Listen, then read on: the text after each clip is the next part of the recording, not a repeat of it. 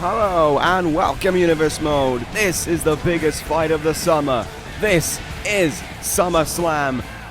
The Barclays Center last night saw one hell of an event in NXT TakeOver Brooklyn, and now here tonight SummerSlam is going to run through Brooklyn in the attempt to prove why it is one of the biggest events of the year, and with some of the biggest matches we've seen all year to boot as well. 3 world titles on the line from the 3 different brands. We're going to be kicking it off in that quest to see who will walk out with the world titles with the Falls Count Anywhere match, the final match in the saga between Tyler Breeze and the Bullet Club's Dolph Ziggler. Is this the night where the Bullet Club can finally, once and for all, restore balance and order to Monday Night Raw?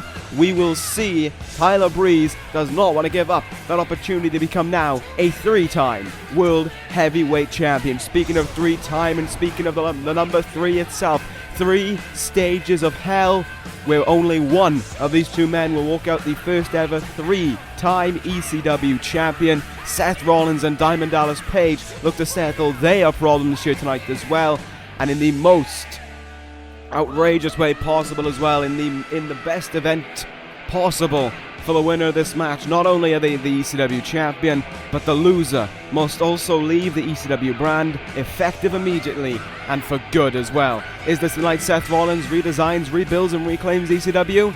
My gut says yes. And then we have the main event, the biggest fight of the summer, the tagline deserving just that for this match. 22 months Kyle O'Reilly has demanded that opportunity, has craved that opportunity to be victorious over his arch rival Bobby Fish, but the WWE Champion of some near 400 days looks to walk out of SummerSlam exactly the way he walked into it last year, still the WWE Champion. These 2 men have hated each other ever since what Bobby Fish did all the way back almost 2 years ago, but here tonight, can Kyle O'Reilly finally prove everyone wrong and walk out with that WWE Championship? We wait to see, but we're going to kick things off in the steel cage match for the Raw Women's Championship with challenger Alexa Bliss on her way. And as this event gets underway, I'd like to remind you all I'm the ECW General Manager, the living legend Larry Zacrisco, the Raw General Manager, Dara Ronaldo, running late today. He will be on his way, and we will be seeing him maybe by the World Heavyweight Championship match, I would guess. But anyway, we start things off with a Raw match between Alexa Bliss and Paige. Bliss became the number 1 contender a few weeks ago, defeating Natalya in that matchup.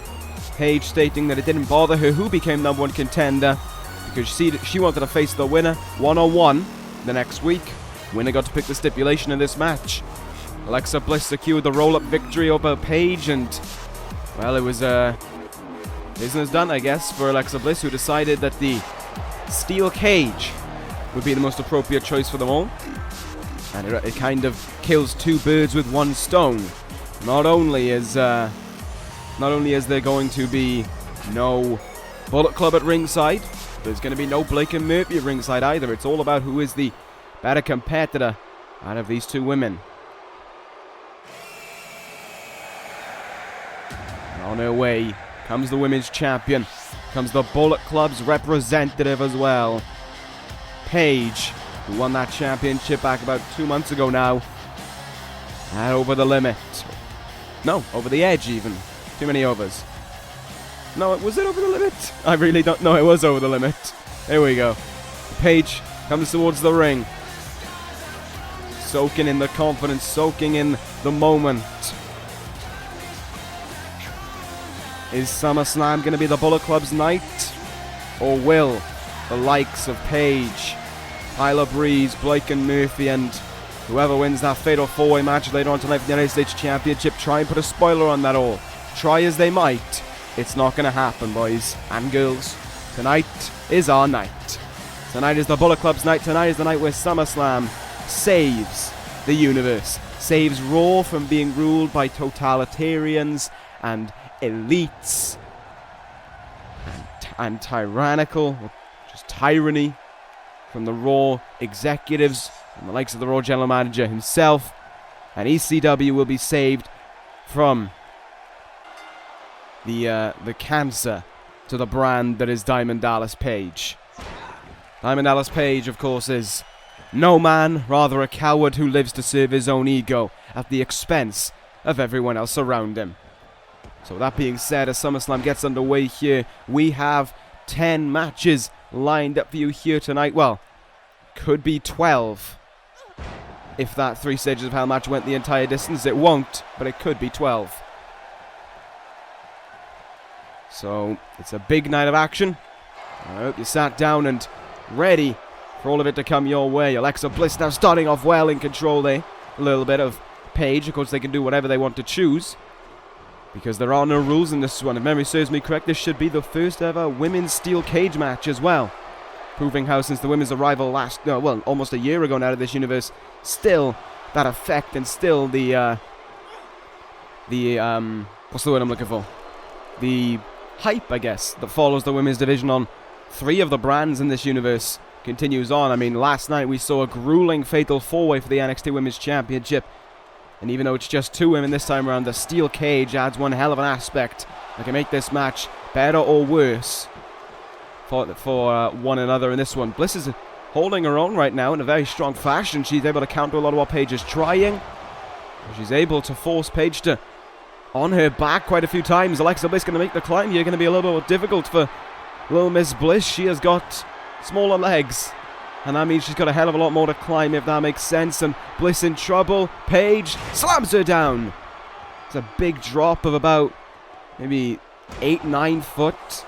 I think it might even be as high as 10-15 foot at the top of that steel cage.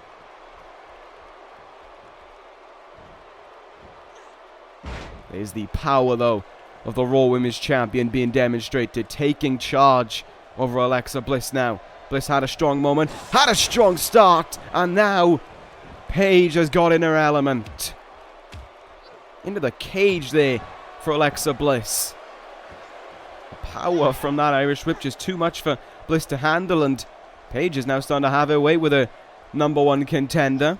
Paige trying to prove that she is the greatest woman, without a doubt, not only on the Raw roster, but in this universe as a whole. Of course, we'll be seeing the other women's champion in action later on tonight as well. And that, and what happens here tonight could decide who the best women's champion is on the 2 main rosters.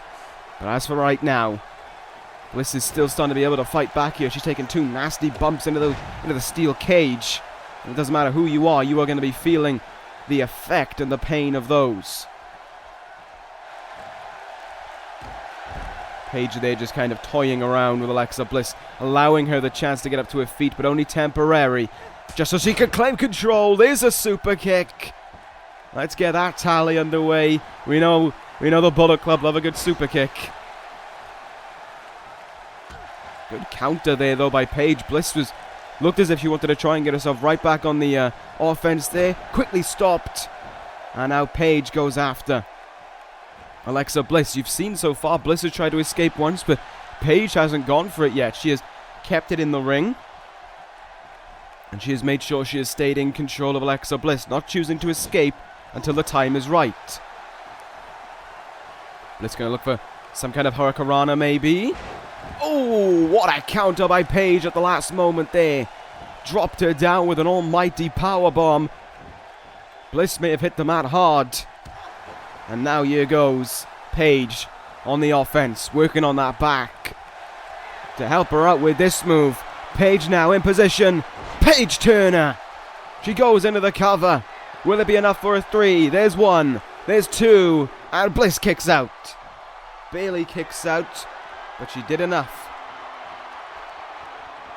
to get her shoulder up in time. Paige is going to try and use this to her advantage. Paige is going to use this to try and get out. Bliss doesn't look like she's getting up at all.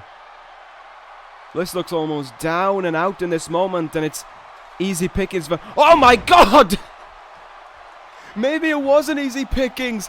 Paige from the top of the cage there with the frog splash down on Bliss, and now to put her away for good. Rampage DDT. Paige just shrugging off that huge splash as if it were nothing. And Bliss now down, and in my mind, out for good. Paige climbing up to the top of the cage now. You can see the wear and tear though within Paige as she reaches the top. Bliss not going to be able to do anything here. She's still reeling in the pain and the effect of that move. And it's going to be Paige who retains the Women's Championship. 1-0. Bullet Club. What a way to start things off here at SummerSlam. Paige, she did exactly what was expected out of her.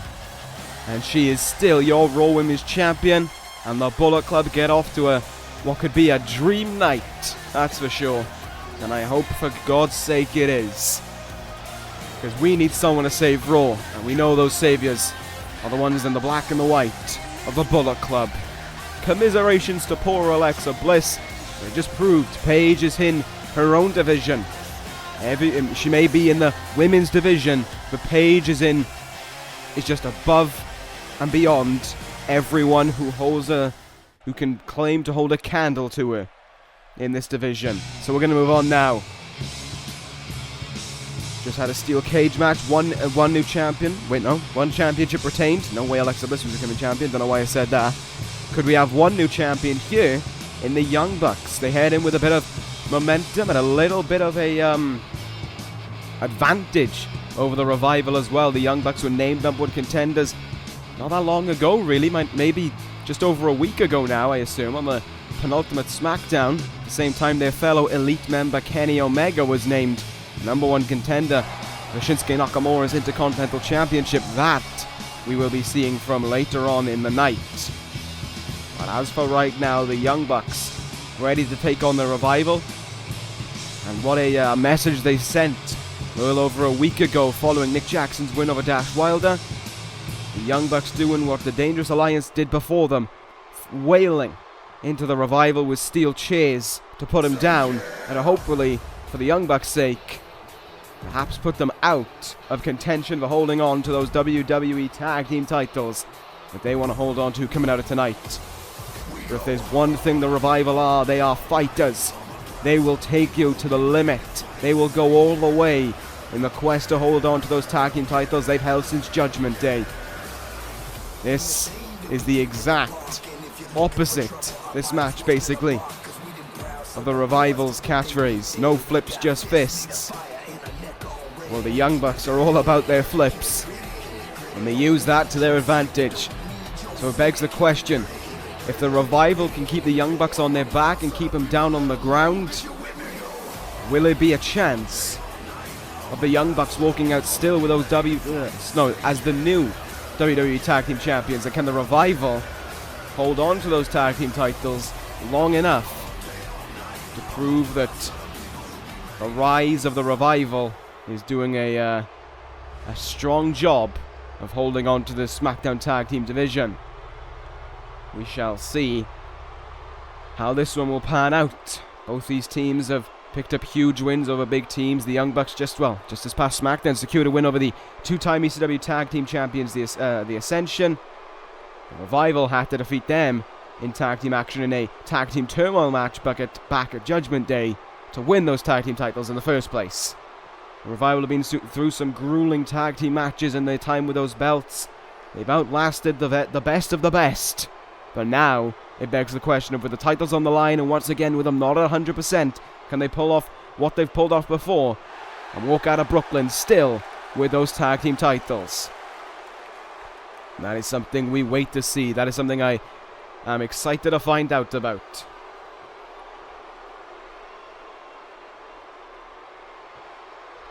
You can see the Revival and the Young Bucks. No talking to one another right now, just before then. Just all eyes on one another. Eyes on business at hand. Eyes on top guy business. And eyes on more money and more attention for the Young Bucks. It's going to be Matt Jackson starting things off against Scott Dawson.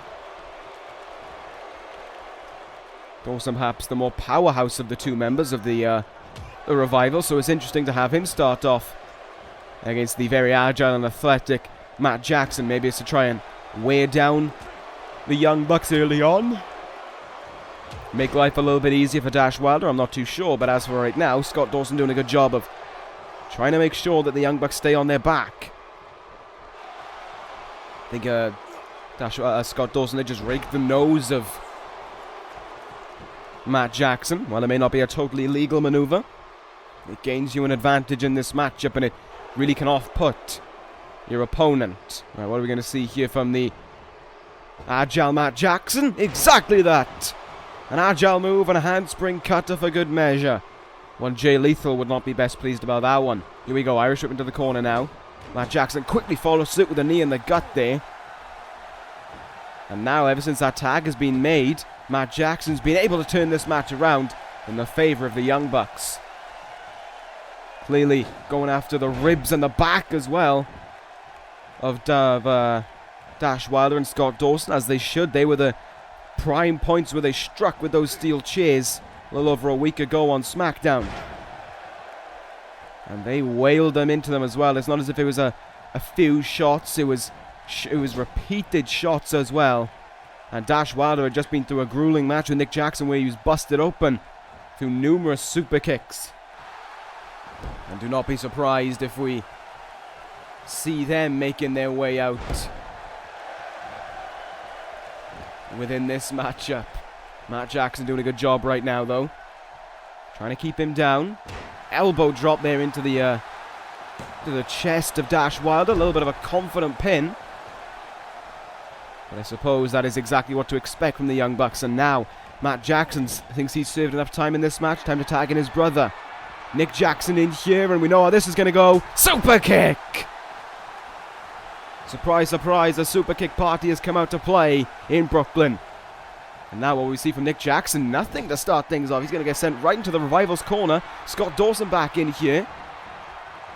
And this is their own take on the Indie Taker. That's their variation of it. A pile driver and dumped them right down on their head. Nick Jackson in a bit of trouble right there.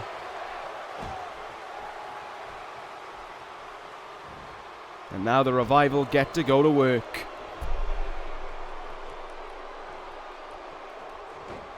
Strong work there by Scott Dawson, attempted, but very quickly reversed by Nick Jackson. Very quickly reversed back by Scott Dawson. Very much back and forth going on here. Dawson now traps the arm of Nick Jackson and wails into him with that clothesline.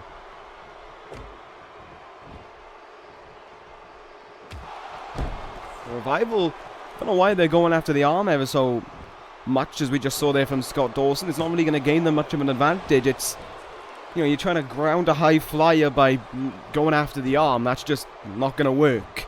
They went after the legs. That would make total sense, and we've seen the Revival doing on a great number of occasions as well. Take out their opponent's legs, and that is exactly why you need to do it. Nick Jackson walks the ropes, and Hurricanrana's down Dash Wilder. Now, Scott Dawson even. How can I get their names confused? They are very different. Scott Dawson in a bit of trouble here, sent back into the corner, and it's going to be a tag now to the Young Bucks. And I think they are going to look for it. More bang for your buck on their way. Used to be their tag team finisher. Whatever it is a lot of offense being labeled onto you at once, and definitely the no flips, just fists motto of the Revival being just picked apart there, as there were nothing but flips from the Young Bucks. Scott Dawson, though, stays in it, kicks out at 2, keeping the hopes of the Revival alive here for those tag team titles. Tag made here. If I was Scott Dawson, I would have tagged back in Dash Wilder, but his own choice, I guess. This looks dangerous. Up on his shoulders as well on the top rope. What could we see here? A rolling senton from way up high. Scott Dawson certainly putting it all on the line there to try and hold on to these tag team titles, and he very nearly got the 3 count. Referee's arm coming down for 3 there, but quickly stopped. Tag made. Dash Wilder the legal man now. What can he do here? What can he do to try and win this match for the Revival? Oh, right in the ribs there. Hey, it's a super kick. Been a little while since we'd seen one of them. Played into the ribs as well to his advantage, just because he knew the pain that would be going through Dash Wilder's ribs there. And of course his back. But it's Dash Wilder right now who's keeping him down on the mat here. Matt Jackson in trouble on his back. Not where he wants to be at all. And Dash Wilder at every moment just trying to make sure that Matt cannot gain an advantage here. Keeping him in the corners. Keeping him on the mat. Very little places to go for Matt Jackson. Without Dash Wilder following him. Powerbomb here on its way. No, looks like a gory bomb maybe. What a counter there though by Matt Jackson. What a tornado DDT that one was. And look at that. Irish whipping him into his own corner. Matt Jackson there wanted Scott Dawson. Oh, sends them both into one another here.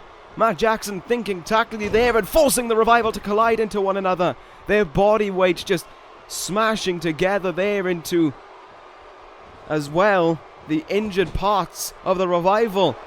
That could have put Dash Wilder in a world of trouble. And here we go. Here we go. The Revival may want to do theirs, but it's the Young Bucks' turn. The Young Bucks with the Undertaker planting down. Scott Dawson may well be done for here. Dash Wilder can't make it in the ring. He's sent out.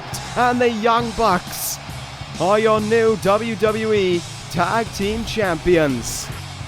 What a great job there by the Bucks. They knew it. They knew they had to make an advantage. They knew they had the advantage in their court.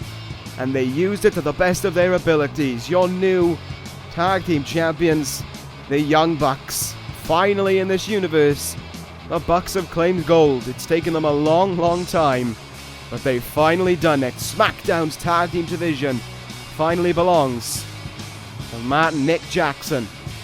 And a super kick party is certainly going to be on its way for that division. Commiserations though to Revival. They gave it their all, and even not at 100%, they tried their best to take apart the Young Bucks. Could a rematch be on its way? I would like to think yes, and I would like to see one take place as well. Maybe we'll find out in the future. But as for right now, we move on.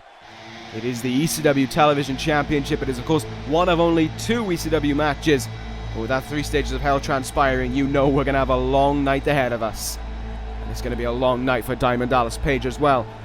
But it could be a night that Aleister Black has dreamt about, has waited for, until this very moment. The chance to please his master Bray Wyatt and the chance to walk out ECW Television Champion.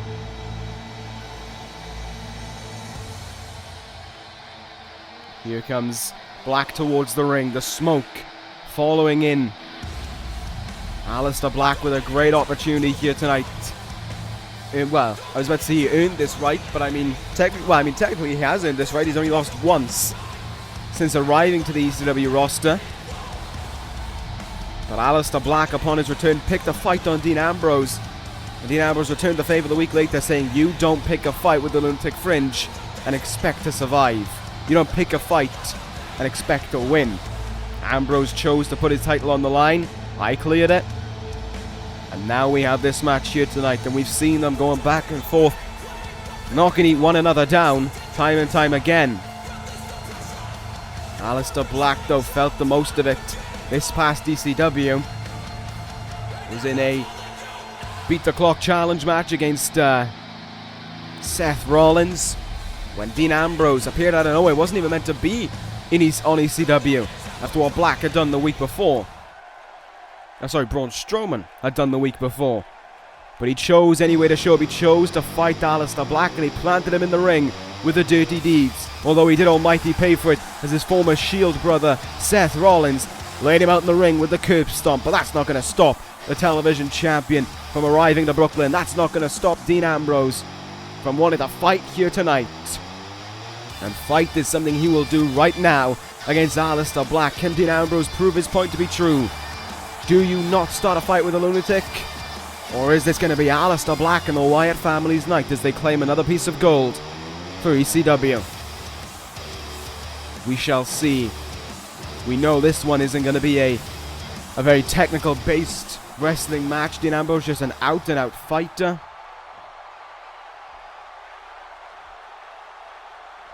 So that one could, that one will be a very interesting one to say the least.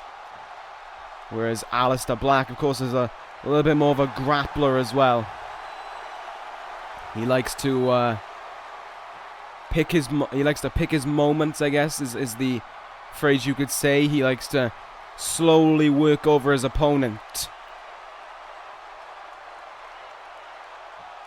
And of course, that is the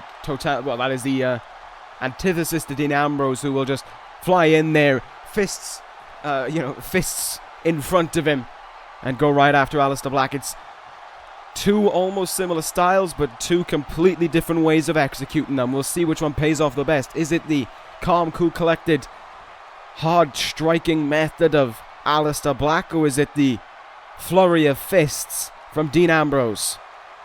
We'll see, because it's, of course, a very important match as well. ECW Television Championship on the line, and here we go. We are underway, and Black exploding out of the bat there. German suplex right away. Dean Ambrose goes down, and now we wait to see what will happen here. Ambrose looking to return the favor to Aleister Black for a second there, but Black quick to stop him. Holy cow! Early on, and we've already got a leaping cutter. May not be the only cutter we see tonight, but God, I hope it is. Aleister Black now, shining wizard. He's going to go to work on the head of Dean Ambrose. The head that was left busted open courtesy of Seth Rollins this past ECW, and the head that Aleister Black will need to close in on in order to execute Black Mass and to secure the 1-2-3 and the ECW Television Championship. Black now going to take flight. He's only been around in this universe for about 3 months, I think.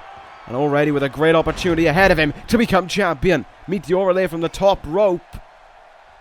All of his weight coming down there on Dean Ambrose, and especially digging the knees into Ambrose's shoulders as well. Only makes it worse for him. Black into the first cover of the match here. Hoping to try and weigh down Dean Ambrose a little bit. Ambrose showing that he's still got an incredible amount of fight left in him as he kicks out at one there.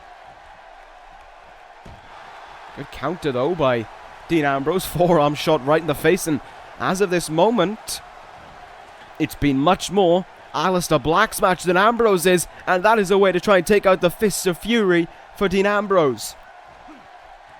Working on the arm there, but Ambrose just returns fire right away. Even if one of his arms doesn't work, that doesn't stop him from using his head to good effect. Tornado DDT there, another lunatic getting fired up and going to work on Aleister Black.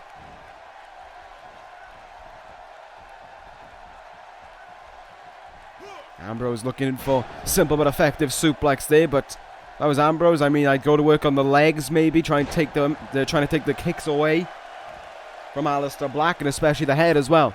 Of course, for the dirty deeds, but Dean Ambrose doesn't really think with a game plan. He just goes in and looks to go to work, and there's the kicks of Aleister Black pummeling away into the chest of Dean Ambrose and across the head for good measure.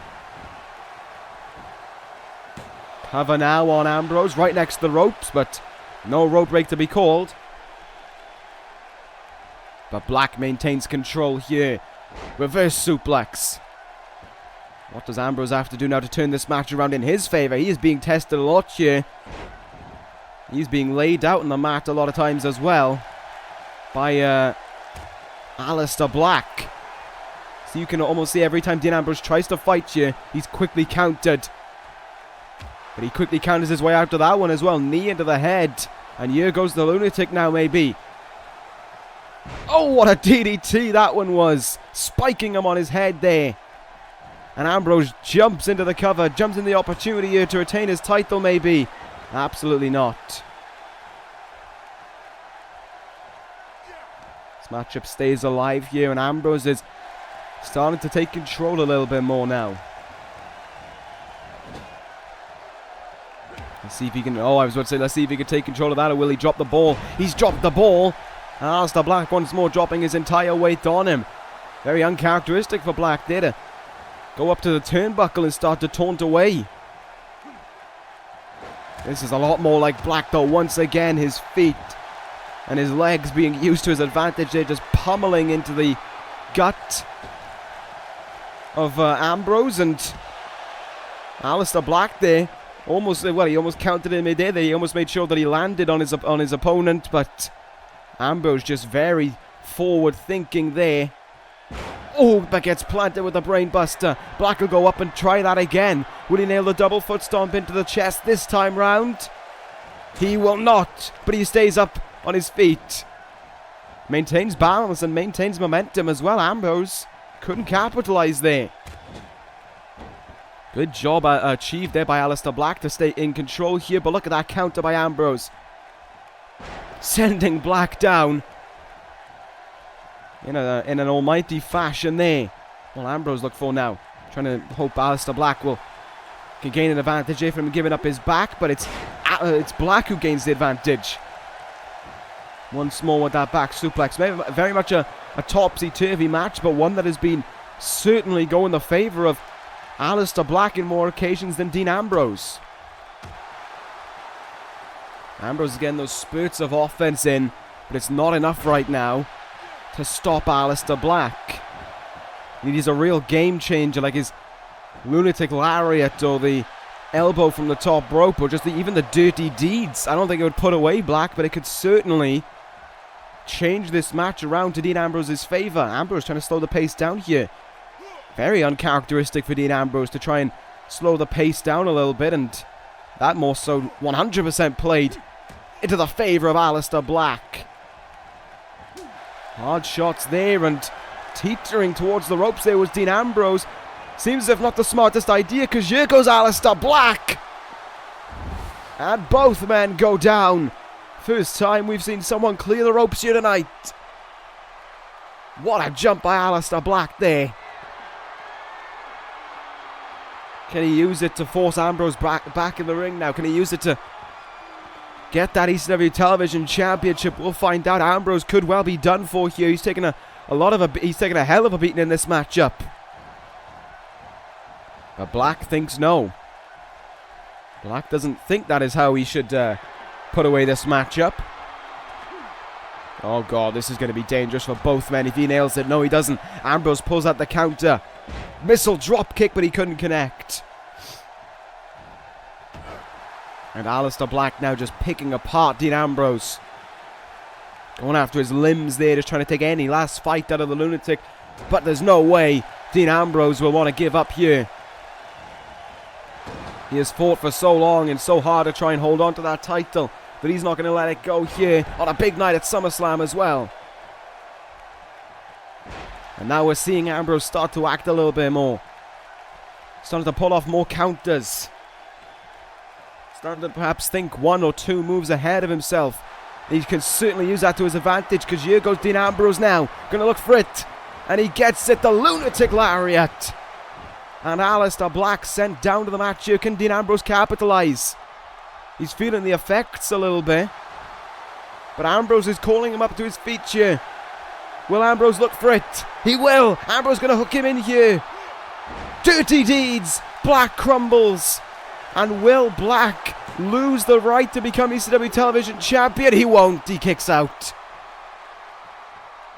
Dean Ambrose was a second away there, even less, from becoming ECW Television Champion. Aleister Black did the best job possible of holding on to this fight. And once more, Aleister Black maintaining control here, and very nearly won the television title right there. Ambrose, with all the pain he's going through though, with everything he's taken thus far, he's still going on here. And look at that by Aleister Black. Catches the leg and turns it into an enziguri of all things. Didn't think I'd be seeing that kind of counter. Oh, what a neck breaker there. And here goes Aleister Black now. Yet more strikes on their way for Dean Ambrose. The lunatic in a world of trouble. Oh, spinning kick in the gut. And Black, will he look to go up to the top rope again? Will he look to try and nail that double foot stomp? You can see it taking him some time. He's gone through an awful lot in this one. Ambrose, though, He's still got some fight left in him. He's still got some fire left in him as well. Here goes the lunatic. Firing away here on Aleister Black. But he can't connect with the Bulldog. And Black sends him on his way. Right there and then. Great tactic there by Aleister Black. Gained the advantage from it. But it's Dean Ambrose who pulls out the reversal quickly here towards the end of the match. Now these two men going back and forth way more than I would expect. Dean Ambrose is doing all that he can right now to hold on to that title. And Aleister Black's doing all he can to win that title. You can tell that there is a big fight feel. Brooklyn's starting to come alive for this matchup. But will the noise be able to give Ambrose the advantage he needs? Maybe not. Black Mass! Seemingly out of nowhere with 1, 2, 3. Aleister Black has done it. Your new ECW Television Champion, Aleister Black. And he has achieved great success at TakeOver. No, not TakeOver. Still thinking about last night. At SummerSlam. Congratulations to the new ECW Television Champion, Aleister Black. And what a fight he put on there against Dean Ambrose. And what a fight Dean Ambrose put on as well. He gave it his all, but his all just wasn't enough. Aleister Black proves it to be that you can start a fight with Dean Ambrose and still walk out the winner. The Wyatt family going to be celebrating this night in almighty fashion, but there could be a different family about to celebrate victory. A different family doing the right thing for everyone. Coming up next, the final bout between these two men. Tyler Breeze and Dolph Ziggler set to collide one last time for the World Heavyweight Championship. Will it be Breeze making himself a 3-time world champion, or will Dolph Ziggler do the job and do what is right and make sure that Raw belongs to the Bullet Club? Let's find out. It's up next. And it is time. Oh, it is time.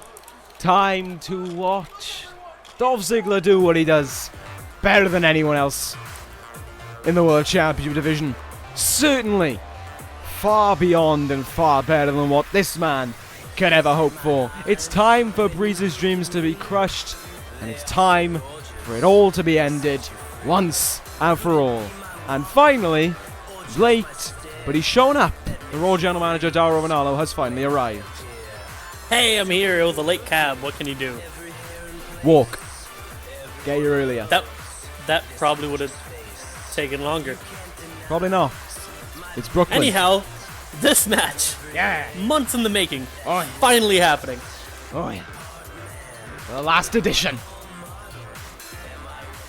Trying to think of the record heading in. If memory serves me correct, it's one in singles action before over the limit. Won it over the limit. Oh, he won him. Oh, he heads into this 3-1 up over Breeze. Huh.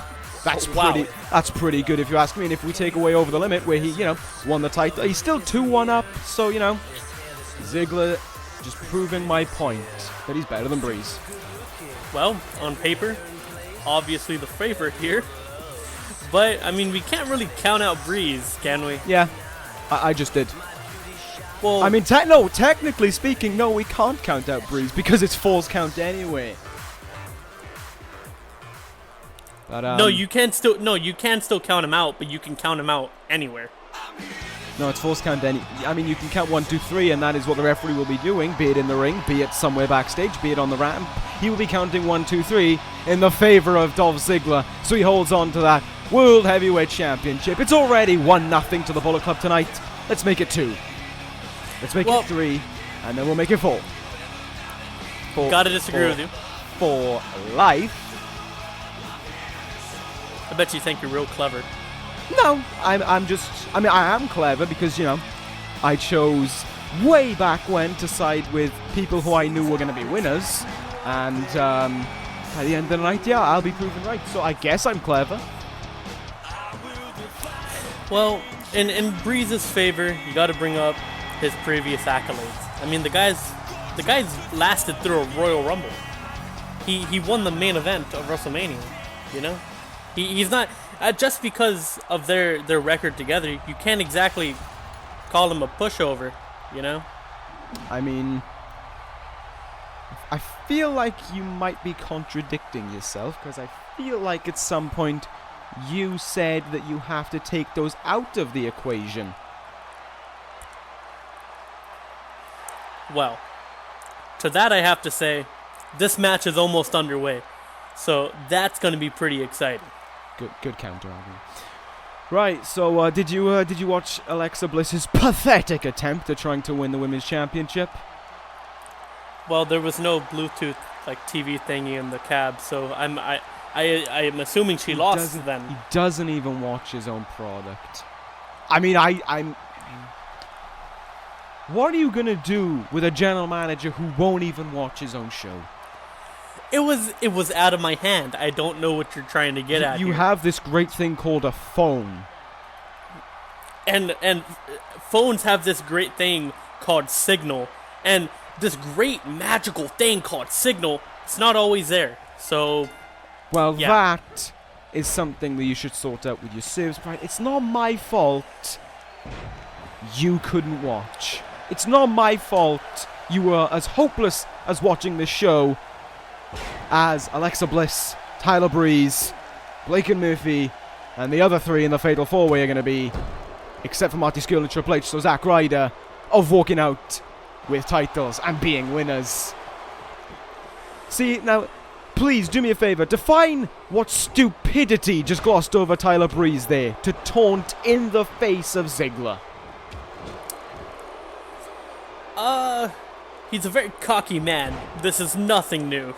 So, yeah, but aren't you someone who usually is against people taunting? Because it can cost them an opportunity in the match. And it's not like he needs to it's not like he needs to take a break. We're like a minute in this thing.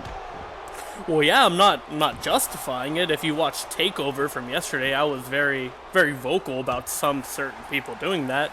But I'm just giving, that's why he did it. I'm not saying it's a good thing. Then say it's not a good thing. Well, I don't think don't just say, oh, just because it's Breeze, I'm going to be nice to him. No. That's not the case, though. Well, it certainly seems the case. It's okay. Well, it's okay. I mean, your whinging will turn to crying soon enough. Just give it a couple of minutes, and we'll all be done. What a counter by Ziggler! He busted out one of those power bombs pretty early in the match. I don't know if you caught that. He counted the Hurricanrana, I think, again. So 2 Hurricananas counted by Ziggler thus far, and he's going to show Breeze how you really do it on the top rope. Drop kicked him right in that pretty face of his. Yeah, that looks pretty nasty. Pun intended. Very intended. Oh, yeah. Oh, it's a bat. Need I remind you what used to be involved with a bat before? A third party, if you will. Well, he's sharing spirit. Oh my God, the bat's gone flying. Oh. I'm catching your drift on that one. But didn't really phase Breeze too much. He kind of just kept moving on. I have no idea what just happened there. The bat just kind of flew out of Ziggler's hand and is now wound up on the outside. Thankfully, it didn't injure anyone. It was pretty cool. Oh. Breeze pulled out a well-timed reversal there. I mean, these two men, this is their third time in a one-on-one match. Supermodel kick counted. It's their third time in a one-on-one match. This is their third time on pay-per-view as well. These two men have faced each other so many times now. They will know the ins and outs. And that's what makes it a little bit more difficult to get a win. And I think that's where what a counter to the Fameasser! And I think that's where the Falls Count Anywhere does make the difference at this point. Well, you're not wrong, but what I wanted to bring up, right, in sort of the same vein, is if you fought somebody this many times and you've studied everything you can, what can they do to, bring something new to the table in this sort of situation? Get a weapon. You can study someone's, you can study the ins and outs of, Breeze can study the ins and outs of Ziggler's moveset as much as he wants, but Ziggler's moveset doesn't involve, a steel chair suplex, because that doesn't exist. He can suplex him onto a steel chair, yeah, but the fact is, if he just go like that, Ziggler isn't going to spend time studying what Breeze does on the outside, what Breeze will do in the crowd. So this whole thing makes it way more different. And it hasn't taken that long, and we're already getting to brawling in the crowd for a moment. Yeah, I'm getting flashbacks to this past Raw when sort of the exact same thing happened. And right there you see the cockiness of Ziggler sort of dry humping right in the face of Breeze. Breeze just walked towards Ziggler and just got sent right back over the barricade. Ziggler's almost in his element here right now. Hey, when you're out in the crowd or you're anywhere not in the ring, there's a lot more places to take advantage of and use to your advantage, because as a competitor, you're not really prepped for any of this, you know? Yeah, well, I mean, you know, I assume these two men have had to, you know, I'm trying English again. They've had to learn this over the last couple of days as well. Oh, they've had plenty of first-hand experience this past Raw. Good thing is about this is we're not seeing the crowd getting involved, and thankfully for the crowd as well, they're not getting attacked right now. They're staying out of the way, and I don't blame them. I wouldn't want to get in the way of these two men. You can see Ziggler just launching Breeze to stage right, if you will. Clearly Ziggler's seen something or some way he wants to send Breeze. Yeah, it's kind of very linear right now, just sort of punching him right back every time. To be fair, we kind of, at this point, I don't think we were expecting a technical masterclass. You know, we weren't expecting, you know, a kind of Okada, Tanahashi levels from last night of technical wrestling and stuff like that. We were just expecting this to happen. And now on Nothing But Concrete, here's where the real blows can be delivered.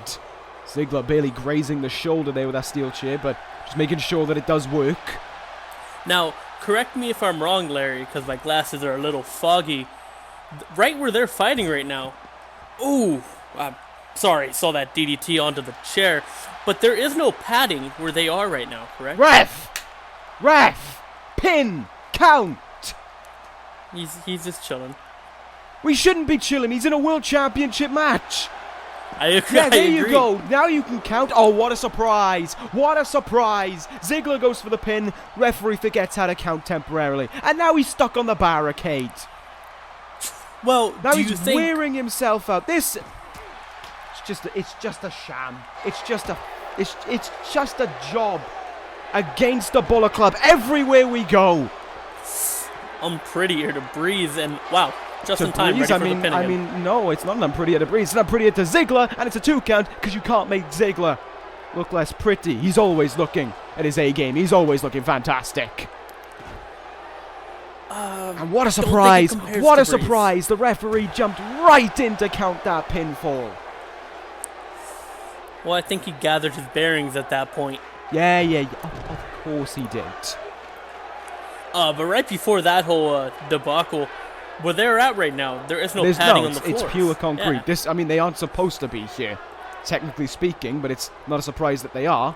This is obviously where all the fans go, and now they're just brawling on the actual concrete of this arena. So there's nothing there to aid them, and we've seen that there's nothing there to aid them. That unprettier busted Ziggler open. That's insane. I mean, you think what they're doing in the ring is hard. Look at them now. Just brawling all over the shop right now, and the blood getting worse on Ziggler's face by the moment. I believe I may. He is going to endure his way through this one. I think that could be said for both men. And I believe I said it once. This is not a wrestling match. This is a fight. Absolutely. As you can see now. They're just descending into a brawl, and once more Ziggler not timing his chair shots that well. Definitely out of his element in this aspect. Yeah, he got drop kicked right into the barricade. Some fan had a nice day. Chair shot once more into the ribs. All the damage being caused in this one, of course, is amplified. Oh, there's a supermodel kick. Hey, finally hit it. He tried to go for one in the ring and missed that one. This could be it. Oh, it's definitely not. Can't say I'm surprised. Still a long way to go. I mean, if Breeze had gone for the open wound there, fair enough to him, but And I mean, I don't blame him, capitalize on an advantage, but it certainly hasn't worked out. Ziggler, still with all the fight left in him. Into the table goes Breeze. God, I apologize, but this match for me is pretty worrying regardless of who wins. Oh. No, Ziggler, no. Yeah, no, yes. Ooh. I wasn't worried. I wasn't scared. Could you imagine what would have happened if he didn't get out of that one? Well, there'd be table shards all over the floor right now, and I'd be worrying if Ziggler had a splinter or not. Oh, Ziggler's going to show him how you do it. And Ziggler's going to do it better than Breeze could have. Suplex through the table. Oh, my... A thing of beauty. And the response from Breeze, nothing. That was a game changer in this match. I don't feel good about that one. Breeze in big trouble, stumbling, fumbling around wherever he's going right now. I don't think he knows where he's at. He's falling all over the place. He may have knocked his head on the concrete there, which is a real shame if he did. I'm very sorry for Tyler Breeze. He's acting a mess right now, but just gathered his bearings. Maybe this could be a sort of a firing back moment. And they're still going at it here. They haven't returned to the ring for a long time, and still not looking like it right now. The brawl on the outside continues. Come on, Ziggler. Looks like he's cut open his shoulder, maybe. You can see it there.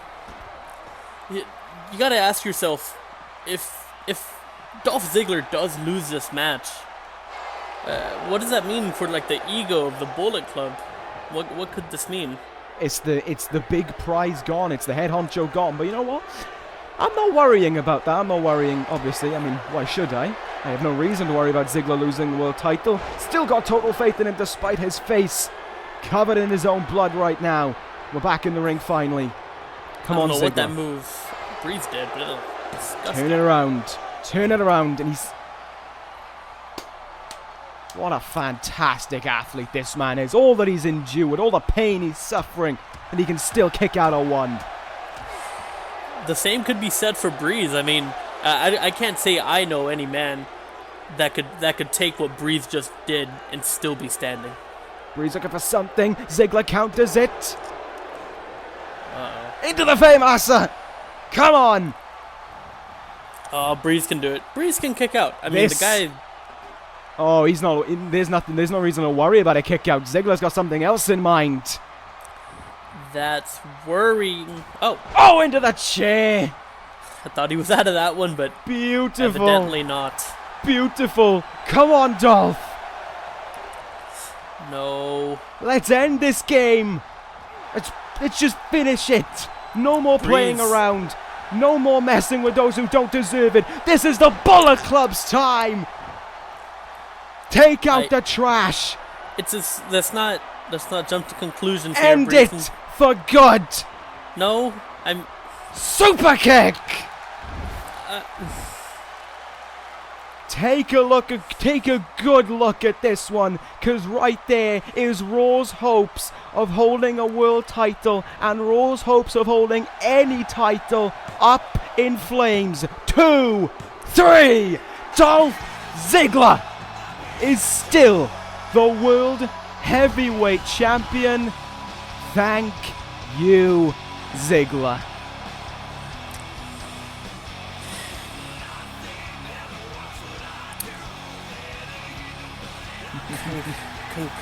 Congratulations, Dolph Ziggler. Oh, and the night isn't over. It's only going to get worse for you, and it's only going to get better for me. Thank you, Dolph. It's over. It is sealed.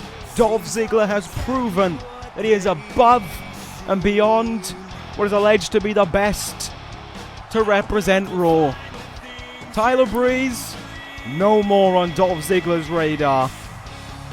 And that is a sentence that I will say gladly. And here is one more sentence that I will gladly say again. Dolph Ziggler, still the World Heavyweight Champion. And I would love to see someone have the balls to try and stop him. On the bright side, hear me out here. I don't listen to losers. Raw still has a title. We have the tag titles. Yeah, that's later on in the night. You can hold on to those for a few more minutes. In fact, that's up next, actually. You can hold on to them for 10, 15 more minutes, maybe. You live in that limelight while you still have it. You enjoy your 15 minutes of fame. The spotlight is eternally going away after SummerSlam. And who are you going to rely on? Who are you going to rely on at that point? Breeze is done. Bryan, nowhere to be seen. Orton ruined all the opportunities. Who are you going to rely on? Jinder Mahal? You know, the one who doesn't want to be on Raw? I'm not going to think about. We will cross that road when it's time to cross it. It's a good thing we're arriving to it at a very fast rate then. You have to make a split-second decision and realize there's a big truck coming your way when you cross that road, and it's got Bullet Club logos all over it. Speaking of trucks, here's basically the 18-wheeler of the SmackDown Women's Division, Nia Jax. What a woman. Don't think I've seen her in this close and personal before. That's something. This was originally supposed to be a battle for a one-on-one match against Winter.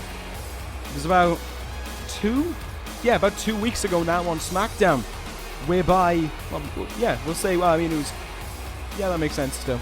It was supposed to be Becky Lynch against Sasha Banks. The winner got this right to face Winter here tonight. Nia Jax didn't take too kindly to not being in the match, flattening Sasha Banks, and then did it the week after to secure herself in this triple threat match. But as if Nia Jax wasn't done. She wasn't done proving that she's the most dangerous woman on the SmackDown's women roster.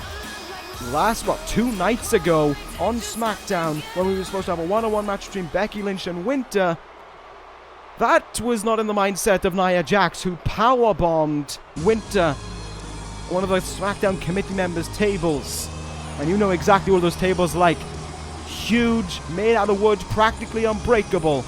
Well, if there was one thing that did break, it could have been Winter's back over that table. But the women's champion's still going to fight on here tonight and still look to hold on to the gold that she has held since WrestleMania, which she took from that very woman in this matchup, Becky Lynch. Well, that's certainly something, and so I gotta ask in response to that, who do you think is gonna take this one for SmackDown? I want to go Nia, but she's ruined big match opportunities in the past. Becky Lynch is possessing that straight fire that she talks about, that she has within her. And even though what happened on SmackDown, Winter still hasn't lost since she returned 7 months ago. No one, not Nia Jax, not Becky Lynch, has beaten her in one-on-one action. In fact, at all. So it could go any way. It's a true 33-33-33 split right now. And it's all about, I think, who gets the pinfall that matters. Who can nail a finishing maneuver first, or who can nail a dangerous maneuver first and secure a 3 count. Or in Becky Lynch's case, get the submission. Well, so to reiterate here, you think anybody can take this right now? Absolutely. Becky Lynch has wanted that title back since WrestleMania. She couldn't do it on Raw. She's trying to do it on SmackDown from the woman she lost the title to. Nia Jax has shown why she's so dominant and why no one can overlook her. She injured the champion, probably, we don't know, on SmackDown. But Winter is Winter. She is unstoppable. She's always been unstoppable. Well, with that being said, on the other hand, oh, look at Becky. I have respect for Becky Lynch. I mean, there was no hatred to me sending her over to SmackDown. But considering her recent track record, I think Winter is going to take it. I mean, you've said it yourself. She's virtually unstoppable. Jumping on the bandwagon. Jumping on the Winter bandwagon. Gosh. Well, I'd call it less of a bandwagon and more of a band steam train. Because, it doesn't seem like this is stopping anytime soon. Well, You never know. I mean, it's not. I mean, steam trains, they can run out of momentum. Steam trains, they can stop in the middle of the ocean. For all we know, it can take one giant wave to set them ashore and to put them off for good. And that giant wave could be Nia Jax. That giant wave could be Becky Lynch. As you know, we've talked about this before. Winters doesn't even have to be pinned. Nia Jax could just do that to Becky Lynch time and time again and secure a 3 count. Yeah, that looked very, not good. I'll say that. And with Nia Jax doing another powerbomb, I gotta ask, last night was German suplexes. Is tonight powerbombs? I mean, maybe. Well, we've certainly had a few in this matchup, but we'll see. There's a counter by Becky Lynch. She's obviously waited so long to get her hands on Winter and kind of wishes that Nia Jax wasn't involved in this situation. Used to disarm her, but there's Nia Jax right there. Becky Lynch kind of thinking in the moment instead of thinking ahead of herself, really, or thinking about the other woman in the match. And what a counter there by Becky Lynch to get out of that sidewalk slam. I don't think her intent with that disarm her was to get her to tap out. I think it'll just wearing down the arm. So later in the match, when she locks it in, it'll matter.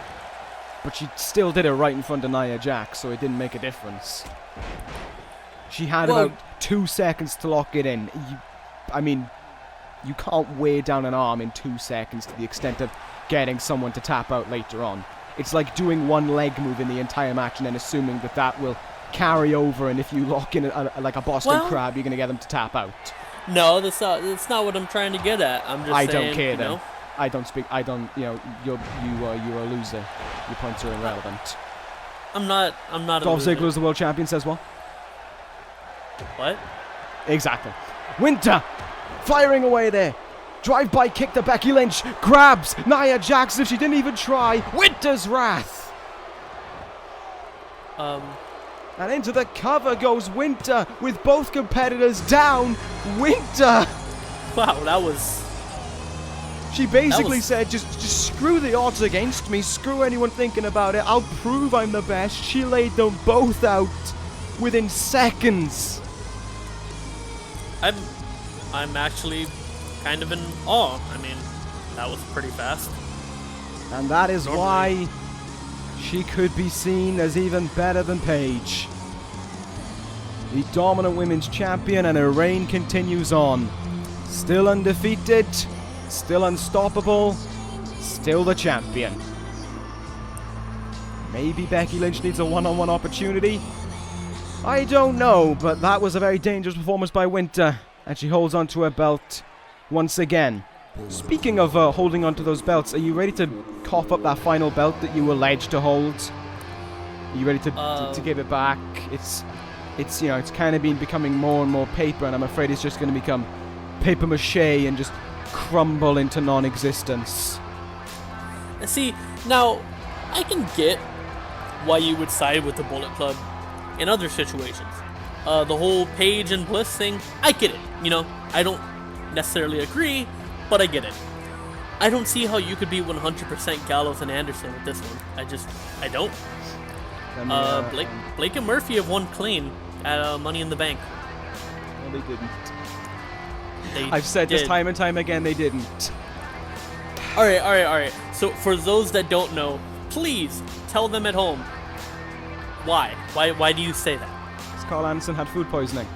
And let me reiterate, the argument about Blake and Murphy winning clean was smashed out the window when the Bullet Club decimated them a few weeks ago on Raw and beat them in about probably less than half the time it took Blake and Murphy to scramble a victory out of whatever etchlings they could find to get victory, to just secure the victory as well.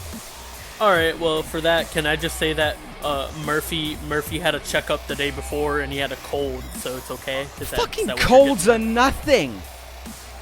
What, you got a bit of sniffles or you got a chew? Oh, what a shame. What I'm getting at here is that you're being stupid. I'm being stupid. Cold, food poisoning. Sniffles, potentially lethal. Your nose is a bit blocked, your metabolism, your internal system, your organs, they just start feeling worse and worse. You sweat. Your muscles become less able to work. Your immune system stops working on you over a blocked nose and a bit of boogers. So, you done with the whole health commercial now, right? Yeah, I'm done Advil. proving why you are useless and why your claims are always wrong, biased, and just trying to prove that, oh, look, they even defied the odds. 2-0 on the night. 2 times Bullet Club have been champions. 3 times tonight. And would you look at that, it's going to be 3-0 as well.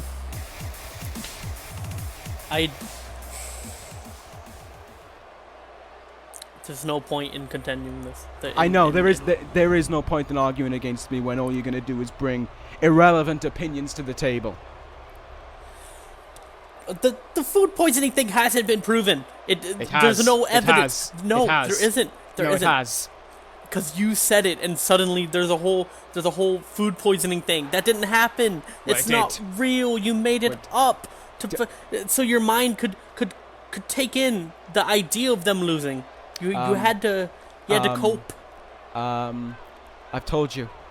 Doctor's report. There has been one. They did one.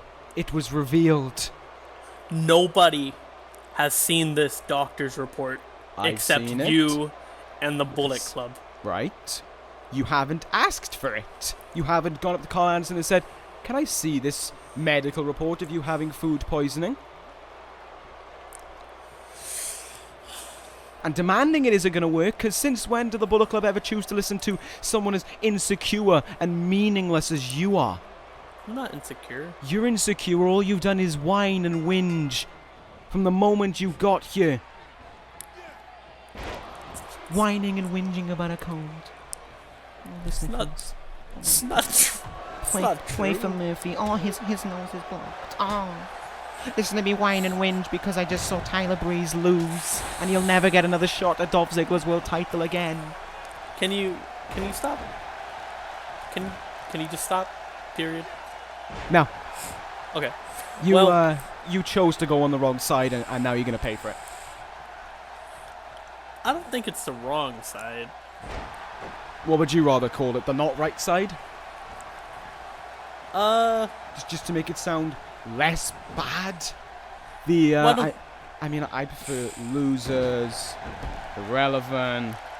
Yeah, Blake and meaningless. Murphy, the tag team champions who got the tag team titles from the Bullet Club, are losers. Yes, they are. Do you remember who else was a loser? Zack Ryder. Remember he held that United States Championship? What a great memorable title reign that was. And the same happens here. Zack Ryder was someone who proved that the Bullet Club can be beaten.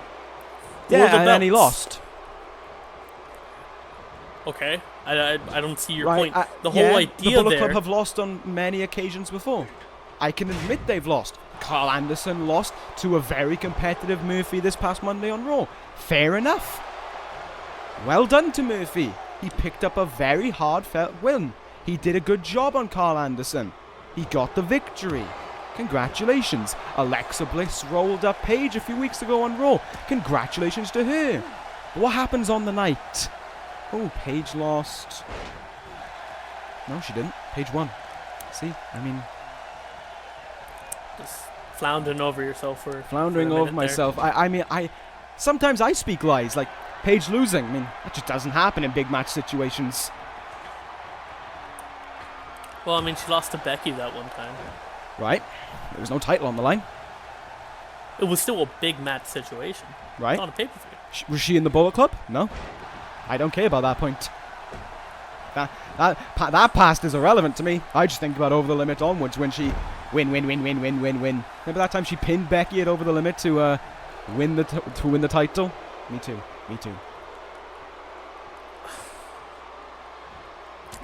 So this match, right? Look at Blake taking down Gallows with that nice dropkick. That was nice. Well done. You did offense. Oh, and there you go. Well, who would have expected that both men in the match? Oh, super kick! Wow. Now I gotta tell you, if you're familiar with Dara Ronaldo, you should know that I definitely love the super kick. Not gonna. Oh, well, that's a shame, innit? Is it up there with, like, losing for you? Because you definitely love losing as well. Done that an awful lot tonight. Look, man, I'm still stuck on the idea that you think this is one-sided. Well, it is! It's not! So you keep parading around and you're saying, oh, Darrow's a loser. Well, he is. The other people in the matches, losers. Yes, but they are. in this case, at least in this case, just can you admit that they're even Steven? But they're not! They're just not. Well done. They're the champions. Congratulations to them. Just because you hold the belt doesn't put you on even grounds. Anything can happen in a night. Anything can happen on the night. Anything can happen on one night in one moment. Ergo, see Mahal, Jinder. See Diamond Dallas Page. See all these people who have got lucky on the night. And on any other night, though, like tonight, it's business as usual. It's the Bullet Club, it's Seth Rollins, Jinder Mahal. Well, he can't put his briefcase on the line, so we got that going for him. Yeah, good for Jinder. But look, here's what I'm gonna say, right? Seth Rollins. Well, yes, he's incredible. The Bullet Spectacular. Club. Yes, they're incredible. All of they're these people right here. Thank you for stating that. You're welcome right? for them being but so spectacular. But they've lost, yes, right? They have. Well Which done. means they can be beaten. Yes, they can. Well done. And if they could be beaten once by X person, what's to say they won't be beaten twice in a row? 3 times in a row? 5 even. The fact that hasn't happened, that's what there is. That's where the evidence is to say. I mean, well, what did Zack Ryder do? He won once and then he lost the next 2 times in a row. Just putting it out there. Meanwhile, the Bullet Club are so bored they're resorting to having their own kind of fun. I don't blame them. Matches bored me as well. It's the dream. Blake and it's Murphy. Yeah, dreams. Dreams. The idea. Dreams are great. Wake up to reality. And I'm telling you with examples like Zack Ryder, Tyler Breeze, the terrible even, title reign of Zack Ryder. Blake and Murphy is that it's landing. The title reign that ends tonight. It's well landing. Done. You named a handful of occasions. And that's what I'm getting at. Even Diamond Dallas Page on ECW. It's happening. It keeps happening. Slip-ups are becoming more frequent. They're losing.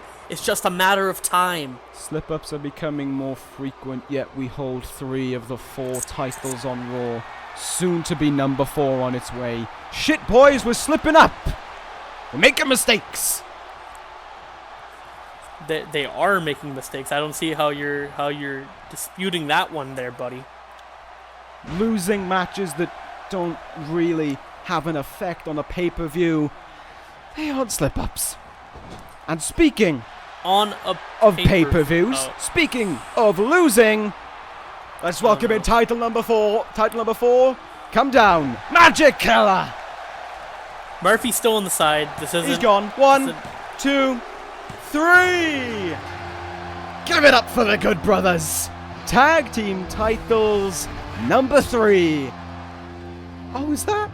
I see a double 2 suite on the way, and that combines to make a 4, to show the Bullet Club is for life, and to show that we hold 1, 2, 3, 4.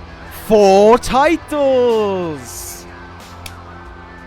You were saying about Blake and Murphy still holding those tag titles. You were saying about the limelight still being on you. You've just been cast into the shadow.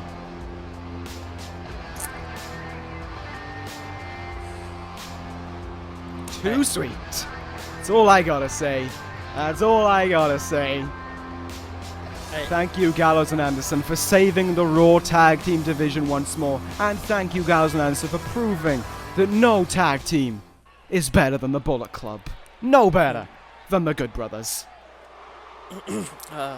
Congratulations to Gallows and Anderson. There you go. See, you can say it. Anyway, it's villain time. It's Scurll. Whoop whoop. It's the potentiality of Marty Scurll, Triple H, or Adam Cole walking out with the United States Championship. And why am I looking at Dark?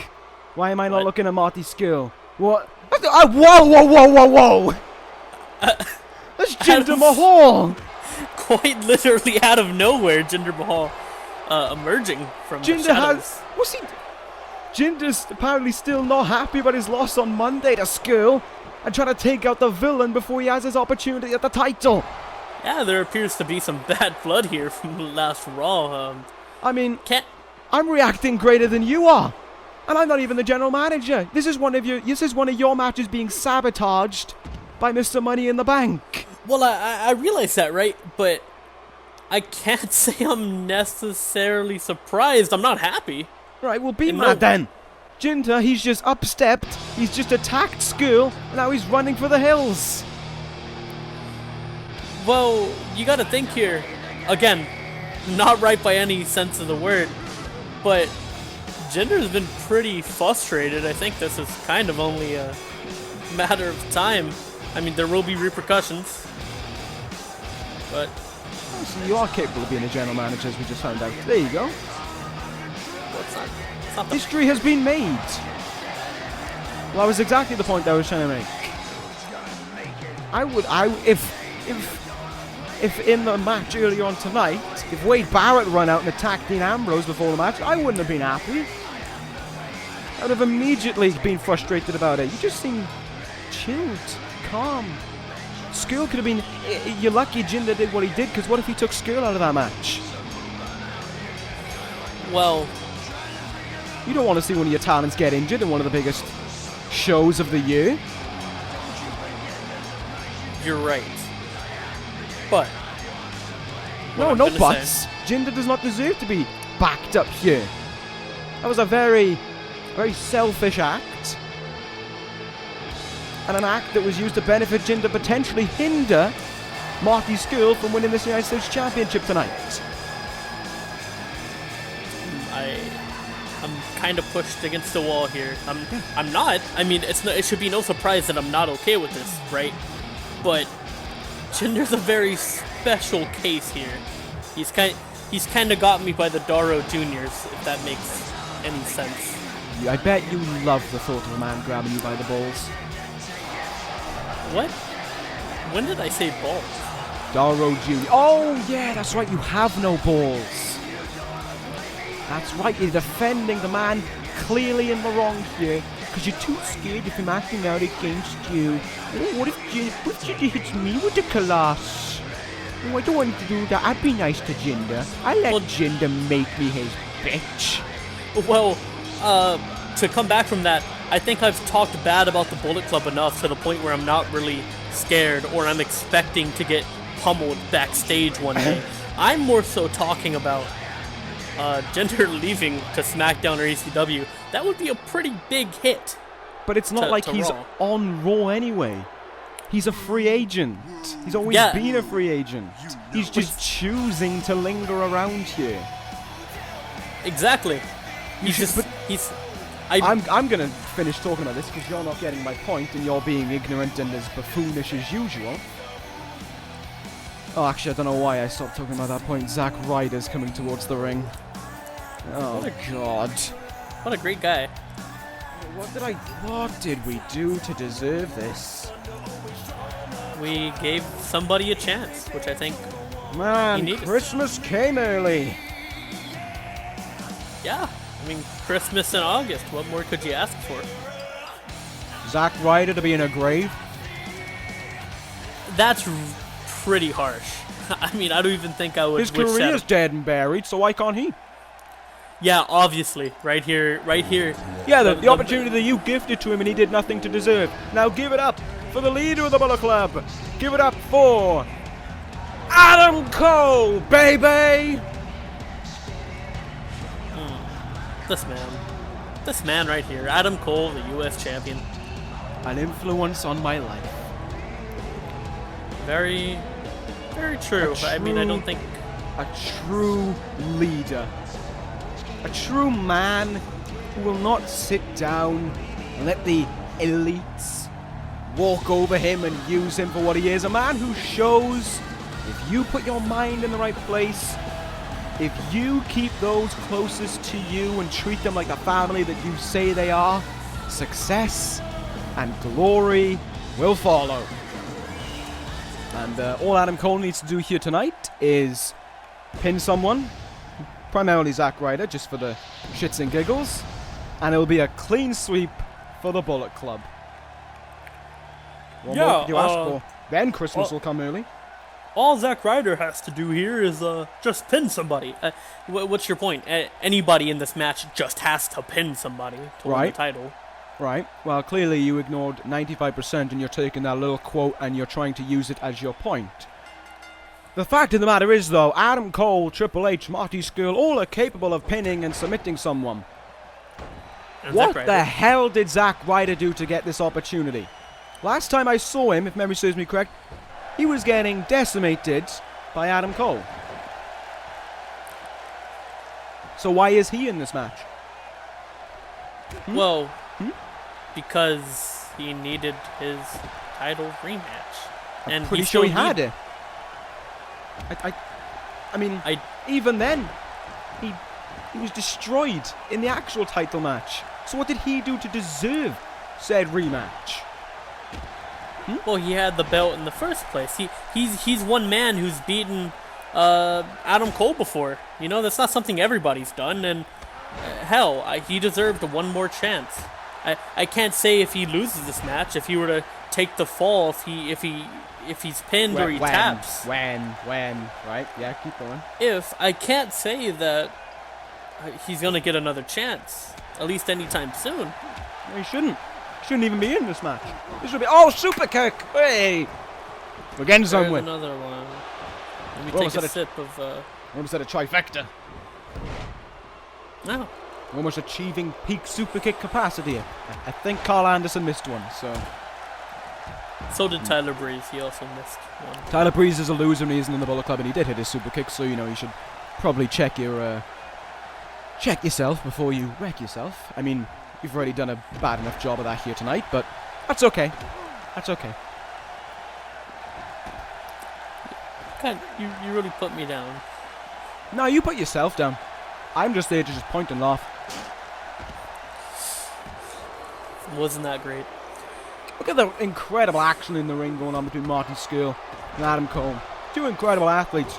It was a rematch from a few weeks ago. Look at Zack Ryder on the outside getting the shit kicked out of him.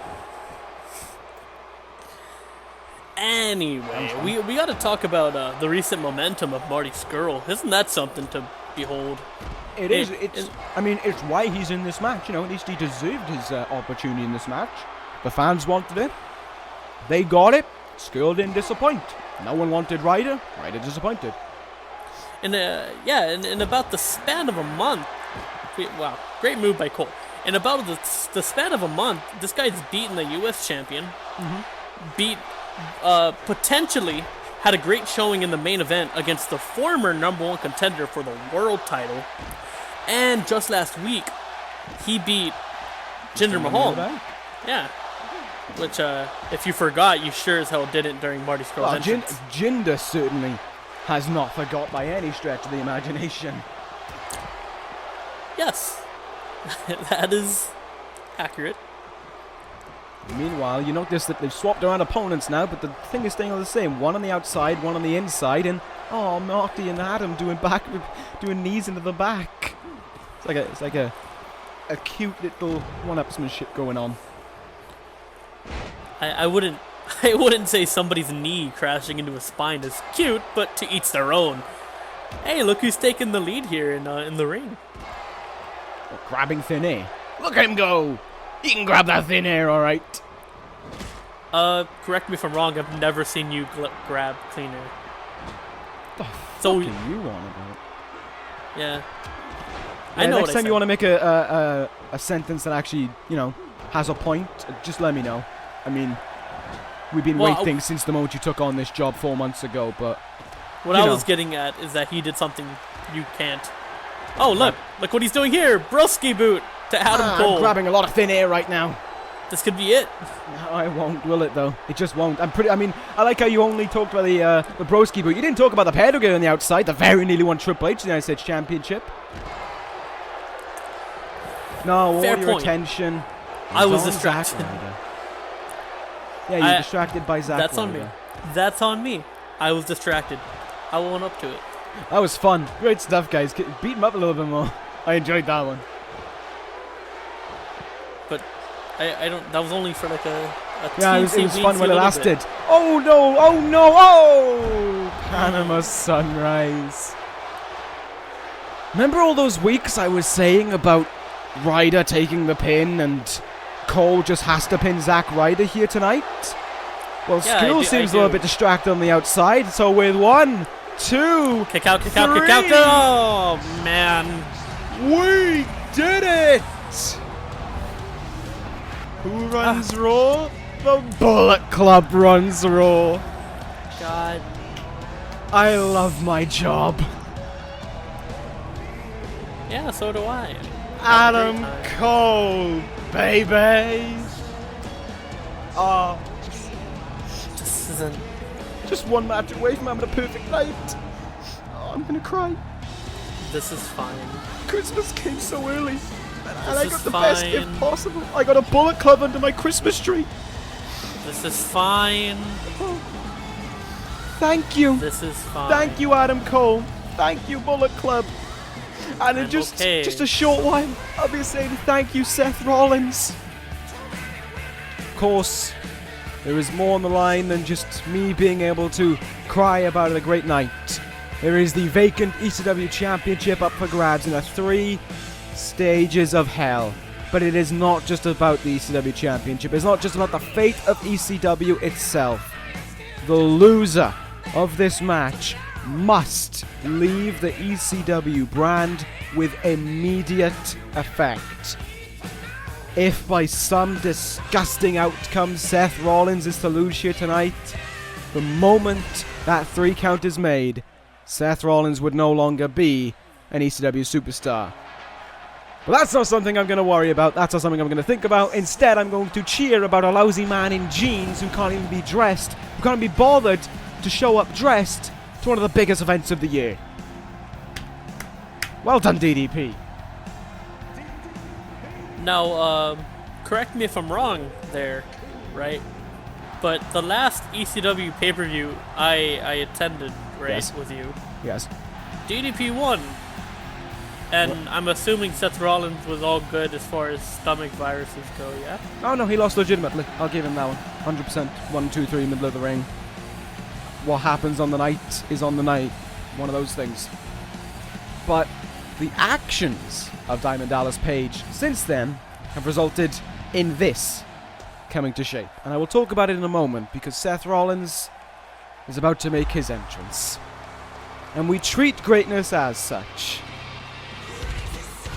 He's also gone and got a new theme without telling me, so I totally just shat myself for a second. My ears are confused. It's the message about what Seth Rollins is here to do to ECW. Redesign, rebuild, reclaim, save it from the tyrants such as DDP. Those who proclaim a false message and have the people believing his every word. For 7 months now, Seth Rollins and myself are being portrayed as the villains of ECW, here to doom it eternally. That is not the case. Diamond Dallas Page is killing it from the inside. He is a cancer to ECW that needs to be removed. And that is exactly what transpires here tonight at SummerSlam. Like with Ziggler and Breeze, this is the last meeting between these two men. And it's not as if it will just be said to be such. No, the loser packs their bags and leaves the ECW roster. And not, for a month, not for a couple weeks, not until WrestleMania rolls around, for good. Well, that's a pretty heavy burden over this match then, ain't it? That's why this is in place. That's why 3 stages of hell had to be decided. That's why I had to sacrifice 2 matches to get this one on SummerSlam. Because a one-on-one match would not suffice with how personal not only this is to Rollins and Diamond Dallas Page, but how personal this is to myself and my own brand. Of course, I can't really picture being in the same situation because in the end, I mean, even though you have your grievances against one of these men, one down is still one down from the roster. Regardless of who wins or loses, and I hate to say this because of my disdain for Diamond Dallas Page, I am losing a huge name to the ECW roster. Only 2 men have held the ECW Championship twice, and they are both in this ring right now. Only 2 men have made that history. I'm losing. Yeah, I am losing, but it needs to be done. There's no way these 2 men can afford to stay to stand in the same locker room, to belong on the same roster, to have their names side by side with one another on the posters anymore. It is beyond that. Now, wow, that's just, it's weird thinking about it. Now, whoever loses, right, are they gone from the universe or just ECW? Just ECW. Just ECW. I Yeah, think the money factor that both these men have, the star factor as well, that allegedly Diamond Dallas Page has, is too great to lose to this universe. Too great for a rival company to perhaps pick up.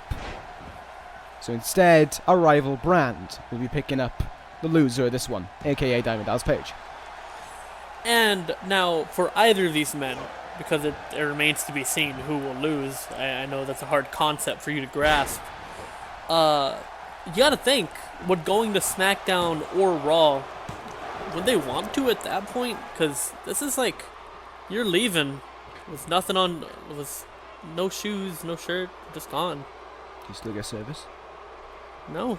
Well, you can with that sort of name value, but would you want it? I mean, we'll see. I don't see them obviously jumping to the brand the day after or anything like that. This is going to take time for them to recover. And what a great counter there by Seth Rollins out of that gut wrench into a Tiger Suplex. And as we see, thus far, being a plain and simple match, because that's what we're expecting. First fall, normal wrestling match. Second fall, falls count anyway. Third fall, if needs be, which I don't think it will be.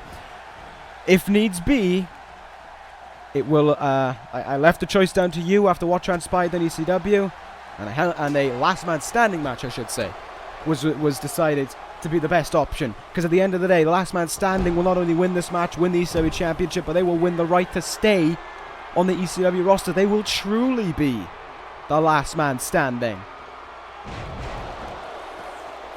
Beautiful Phoenix Splash by Seth Rollins right there. Almost granted him the first fall. Not to be just yet. Diamond Dallas Page kicks out. Well, I can't imagine with a rivalry just as this. I can't imagine it's going to be done just like that.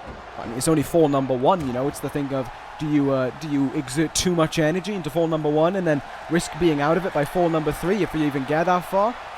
It's a whole game of stamina. There's the Diamond Bomb, and Page choosing not to go for the pin after it, proving how inept he is. Well, I believe I'm sticking with the theory that both of these men know if they go all out right now, it's not going to help either of them going into fall 2 and 3, possibly 3. So I think this one's going to go kind of short, not going to blow too much out of the other men. Wait and see. I mean, it could go to a draw right now. In which case it would be very awkward if they drew the first fall and then it ended up ending 1-1. What would even happen then? There's the scumbag maneuvers of Diamond Dallas Page, hiding behind the referee there to avoid that top rope maneuver from Seth Rollins, and yet the people will cheer that and love that idea because it's Diamond Dallas Page. Meanwhile, the wrestler Seth Rollins, the athlete Seth Rollins, the greatest wrestler in the world Seth Rollins, shows you how a true athlete should perform, taking whatever advantage he can see, like right there. Wow, we know what he calls that. That looked pretty epic. Suicide dive, but Rollins going to take him as much out of him as he did Paige. At the end of the day, Paige didn't soften much of that blow. Rollins went right into that thin padding on the outside. And oh, he's moshing. I haven't seen that in ages. It's a throwback to better days. Well, and better days are on their way. That could have been the deciding factor between who's gonna take it. Rollins just putting himself out on the line like that so early. Sorry, I was thinking about glory days. I was thinking about great times before this. Anyway, sitcom. It's on its way. It's on its way. I can last. Diamond Dallas Page can look for the diamond. What? What am I witnessing? Why? Ladies and gentlemen, the curb stomp has just been eternally ruined. And tonight's the night when Seth Rollins retired the curb stomp and proved that no one can hit the curb stomp but Seth Rollins. Got a 1. Got a 1 count on a curb stomp. The only reason I could think you would do that is just to rub it into Rollins' face, just a little. What was he rubbing in? He hasn't got the title. His boot. So the what? canvas. He's not really rubbing it into his face. He's rubbing it into the back of his head. But you did say the canvas, so I'll let that one slide. Yeah, caught it. So far, I mean, it's pretty much what you would expect from the first match of 3. They are going. I mean, we've seen it from the curb stomp, the suicide dive. They are still going all out in this one, and here comes the greatest combination I've ever seen from a top rope in my life. Superplex. And rolls through. Falcon Arrow. Into the cover to gift Rollins fall 1. This was the match of choice. He decided, and he didn't get the fall with it. Rollins got fall 1 and decided this match. Paige got fall 2 and decided the falls count anyway. And as I said, fall 3 was left down to the people at home. Middle rope Phoenix splash cover on Paige, and that close. That close. Paige is not gonna. I don't think he's gonna let this one go that easy. Come on. Come on, Rollins. Come on, Rollins. Still a long ways to go, but I know you. You don't let me down. Because in a sense, this first one, this is the easy point. Yeah, it's a normal match. Yeah. So if you can take this one, it kind of saves you a lot of stress of having to win a false count anywhere match or a last man standing. Boy. No, I'm not worried. Don't know why I'm getting worried. Because there's Rollins pulling the reversal out right away. Rollins now in total control here. Gonna look to go after the taped up ribs of DDP that DDP said he's been fighting through ever since WrestleMania. Buckle bomb onto them. If you put tape around something, you're leaving it to be an open target, and that's exactly what Diamond Dallas Page has done here. Seth Rollins capitalizing on an advantage, and he's got to do whatever it takes. Rollins gonna fly. Oh my God, Diamond Cutter! Diamond Cutter. That could be the end of the first fall. This could be it. What do you think about that? I've seen him do it from standing. I've seen him do it from the top rope, but on a big stage, DDP brings a new variation to his Diamond Cutter, and with 1, 2, oh boy. Well, would you look at that? Diamond Dallas Page is taking the first fall. It's only the first fall. I'm not gonna let myself get worried. I'm not worried. Well, you can't exactly say only as if this is nothing. That's a pretty big turning point. Rollins wins fall 2, game on. That's all I'm saying. Page will get his moment to gloat in the celebration as he always loves to do, while Rollins recovers himself on the outside. It's okay. It's game on. Think of that. DDP 3 seconds away from taking it home. I think he's much more than 3 seconds away. Rollins, those few seconds he had on the outside to recover, going to give him minutes and minutes of offense to go at it here. This is the only thing that worries me is Paige won the fall that Rollins wanted. I'm hoping that flips around and Rollins wins the fall. Well, Rollins needs to win the fall that Paige wanted. There's no ifs, ands, or buts here, Rollins. Your back is now up against the wall. That little advantage, not there. You need to go all out. You need to prove why you are Seth Rollins. Why you are the architect Well, you're the greatest wrestler in the world, for God's sake. So, if DDP wins this, there's no, like, Oh, point in the ECW's third doomed. fall, right? Yes, there's no point. We won't have a third fall. ECW will run around celebrating the fact that he has killed ECW. Well, can you explain why that would kill ECW? Because Diamond Dallas Page would be ECW champion. I have proclaimed this since before WrestleMania, since before you were even around. Diamond Dallas Page stole the spotlight from Seth Rollins all the way back almost a year ago to kill the NWO. That should have been Rollins' opportunity, but no, Paige begged and pleaded for it to be his. He then walked around with an ECW championship that he didn't deserve to hold. He then proclaimed that he was fighting for ECW, fighting for the brand that he fought to let live. But in reality, he was just fighting to feed his ego, fighting so he would have the spotlight on him, fighting to feed his bank account. And when Seth Rollins returned, when Seth Rollins showed that he was here to fight for ECW, Diamond Dallas Page cowered away. And when Seth Rollins won that ECW championship at WrestleMania, and at that time saved ECW, Diamond Dallas Page waddled away into the distance. He hid in the shadows while Seth Rollins was in the process of those 3 R's taking shape on ECW. But Diamond Dallas Page couldn't take that ECW was succeeding without him. His need, his greed for success took over. Yes, he got that ECW championship back, but look at what has happened since then. He's done more harm than good to the brand he claims to love. Diamond Dallas Page is killing this brand from the inside. From day one, he has sought to ruin ECW and put it in the image of how he sees it.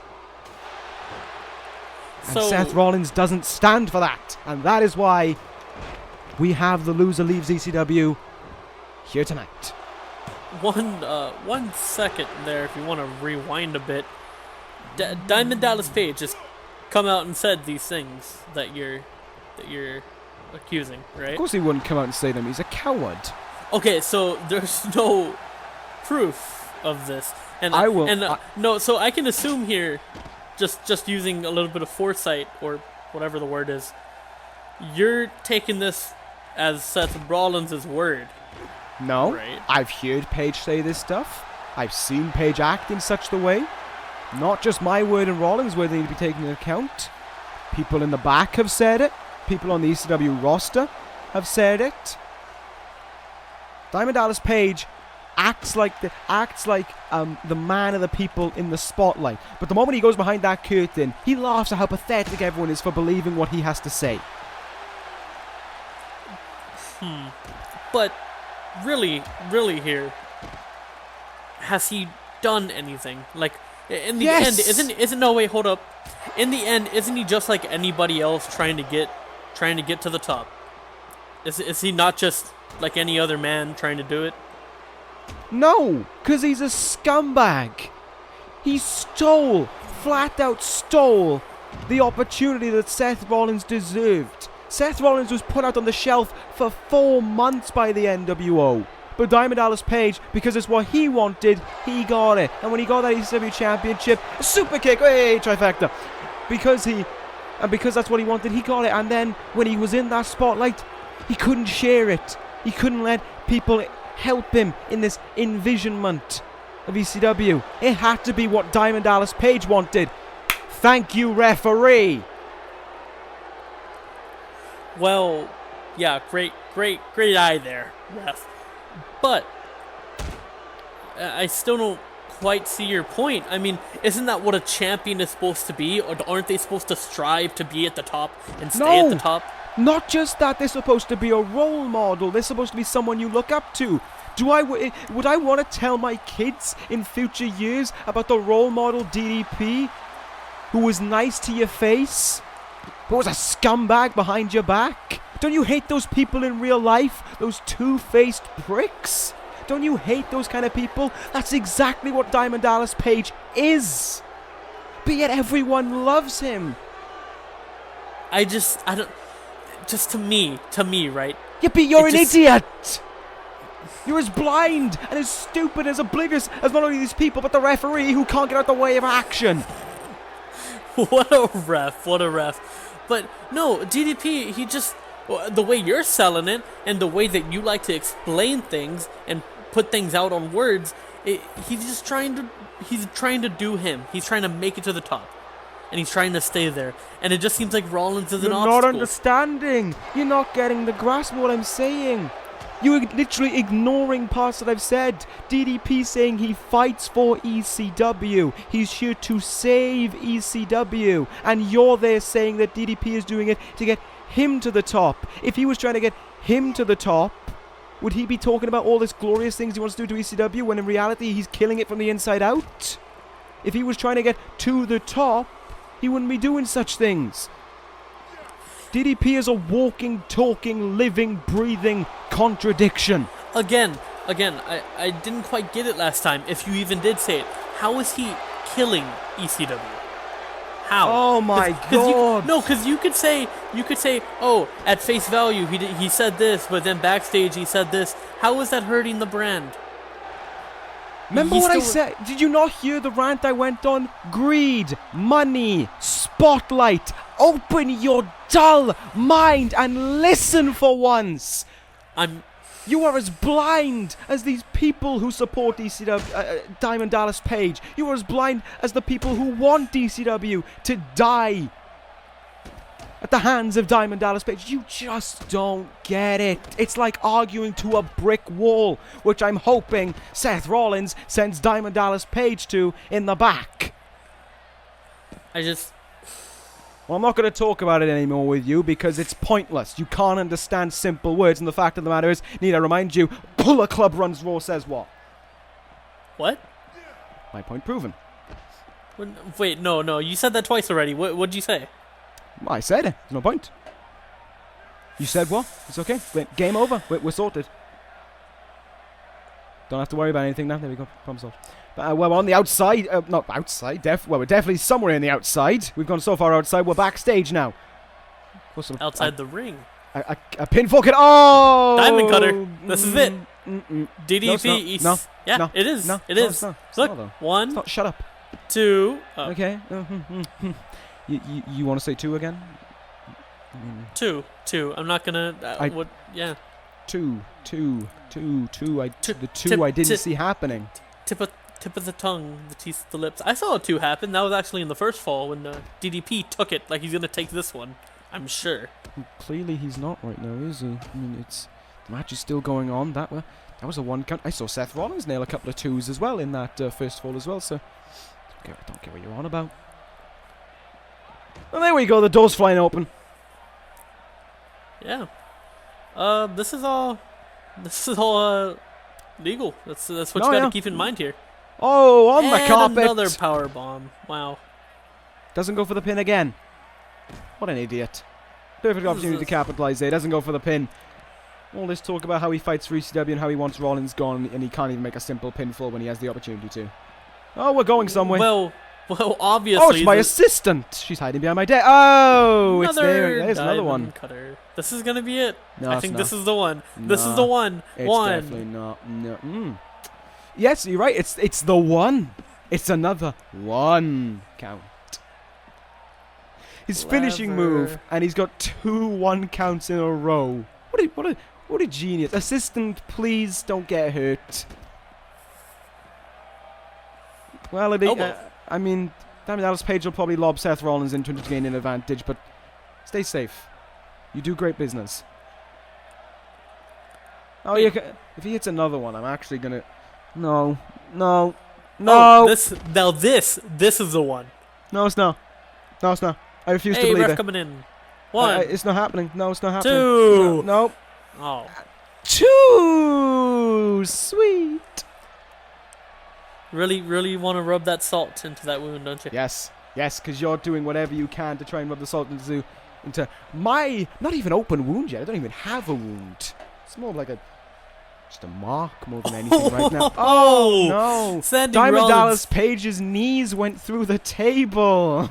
Rollins' face went through there. Page broke the fall. That's why he's limping towards Rollins right now. Can't even. Oh, no, there we go. That's more like it's Seth Rollins. That's a Seth Rollins, I know.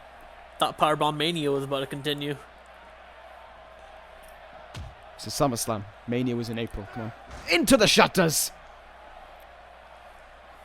And those don't feel nice. Can ask a lot of people on Raw about that one. Courtesy of Kane. I can only imagine. And Rollins now, there's Running been enough away. carnage and running away. Good one. No, Seems he's like it. taking the other path to get back to the ring. Yeah, what's the good Rollins in that? Fighting in front of the people, which Diamond Dallas no, Page no, hasn't no. wanted to do. I'm talking about taking the long way. I mean, isn't that kind of a waste of stamina? No, catching your breath. If you're walking, you're not wasting stamina. And that's exactly what Rollins is doing right now. And he knows Paige is going to follow, so he's totally fine. He gets his moment. He gets his time to get there, in which he's recovering. And then he has to wait for Paige to get here, in which case he's recovering. We're going back to the ramp now. Going back to the arena. Here we go once more. This is actually a lot less safe than the back. We had some kind of, I don't know, apparently they put some padding down in the back. Well, this is all pure concrete, so this should go well. Quite. I mean, another diamond cutter. That could be the end. I mean, we've already seen 3 hit, at least backstage, and that's slowly getting more and more in terms of I would like to remind you ends. that there were 4 hit at WrestleMania and Seth Rollins still walked out the winner, so it's all okay. Rollins! Seth Walker! Fall number 2. Come on. Even Stevens. Even game. Nope. Not yet. So, yeah, He's not done. No, wait. He's not done. He's not done. There's still a moment left to go for. Rollins. Here we go. On the concrete. Architects. Annihilation. 1, 2. It's fair game. Well, Game on. who'd have thought? Now it It'll all come down comes to down this. to that third and final fall, and Rollins, he doesn't want his arm raised. He knows there's still 1 fall to go. He's going to take every moment he can to rest here. He hasn't got long. He's only got until Paige is back up on his feet and walking towards that ring once more, and then fall 3 begins. Then we see who the last man standing will be. I didn't think it would come to this, but the hand has been forced. Let the third and final fall begin. Clean sweeps are out of the equation, and now it's all down to just someone being down for 10 seconds. And I think it's safe to say that means definitive win right there. Well, obviously. Yeah, and I mean, KO. you can't argue, really, about a last man standing 10 count, because you can't argue the use of weapons, because there's no disqualification. They're encouraged at the end of the day. And, This all man. comes down to who has the most heart and who can dish out the most damage from that heart. it's quite a journey, ain't it? We've come this far. 7 months comes to an end at the count of 10 seconds. Man, it's tense, that's for sure. And the referee not messing around. You see him usually with his 10 counts on the outside, he's a bit more lenient. This one he is just going right into the count, and you can see the effect this match has had. Paige taking 8 seconds to get up to his feet there. Yeah, and it's just this match. You'd expect it to be grueling, at least this last part of it, but these men are broken at this point. I think that's safe to say. They have given it all. They have given every single ounce of their bodies, and now it's just all about, does anyone have a second gear left in them? I mean, Seth Rollins does, but that's beside the point. Sling Blade! It's Rollins just, calling up to his feet. He doesn't want to wait. He doesn't want to let Paige stay on his back and take that 10 count. Rollins is going right for him. Avaracadabra! There's another super kick. yeah, quite the super kicks and power bombs. That's the takeaway tonight, obviously. Paige getting up to his feet, but that's exactly what Rollins wants. He wants him up at his feet. Oh, yes! Finally getting him with that chair shot. And snap Baba-booey. DDT. Oh, On the chair. what did you say? Baba Booey. Okay. Kind of, you took me out of it with that line. Surprised you are still able to see things straight after the horrible night you've had. Yeah. It's, I bet you wish your glasses were more foggy. Yeah, sure, Paige sure kicking do. a man while he's down. Ah, what a disgusting human being. What? Okay, hold on. Wait, what do you mean? Well, Rollins- the times that Paige has got up to his feet, Rollins has stayed there and let him. Rollins tries to get up to his feet. Stay down, kick. I think But that's let's just cheer this man. He's the greatest. that's just smart. I don't see. That's not smart. That's a scumbag tactic. Rollins even showed a man he loathes a tiny ounce of respect, and Diamond Dallas Page doesn't have the goal within him to return it. To be this respectful, great, influential figure you can look up to. He It's is exposing himself. I don't even have to do anything, and he's exposing himself. It's a last man standing match. It's a pig-ignorant tactic is what it is. No, it's him trying to win. Bullet Club says one. What? What? My point What are exactly. you? What'd you say? What you doing? Having fun. Watching Diamond Dallas Page. Ref! You don't need to slide into the ring to count to 10, you dipstick! That could have been 10. That could have been 10 right there. I don't think so. Probably like a 9. You keep thinking that. You Power go on. bomb. There's another Diamond Bomb, but if we've proven anything here tonight, it's that Diamond Dallas Page cannot capitalize following the Diamond Bomb, and Rollins will be back up to his feet. I'm not worried. It's only a Diamond Bomb at the end of the day. See, he's back up. Kick a man while he's down. It's not like the tiny stomp Diamond Dallas Page does is going to guarantee the 10 count either. Oh! Oh, that could be it. That was on the sledgehammer. Please tell me you put your arms out in time, Seth. I can't watch. I can't watch. I'll count for you. We're going to 4. You're doing a great job of counting. We're going to 5. We're going to 6. 10. It's 10. Yeah, that's not how you count, you dyslexic prick. Yeah, I just wanted to see how you I do know reacted how there. to count. Well, you heard it here first. I'm not an idiot like you. I'm not an idiot. Sorry, how many champions do you have? What is that supposed to mean? You're an idiot for siding with the idiots. No, is that You're an idiot how for you siding get? Is that how you with get into the college? idiots. Is that how you get into college? You have to ask, oh, how many titles have you won? And then that's the entry. because I didn't go to college. University. It's better than college. Same diff. Definitely not over here. Well, that remains to be seen. What the fuck are you on about? I mean, you will never know because college is a far cry away for you, but these things happen. Now, You're the one who that makes it shot all first. personal. You're the one who shot first.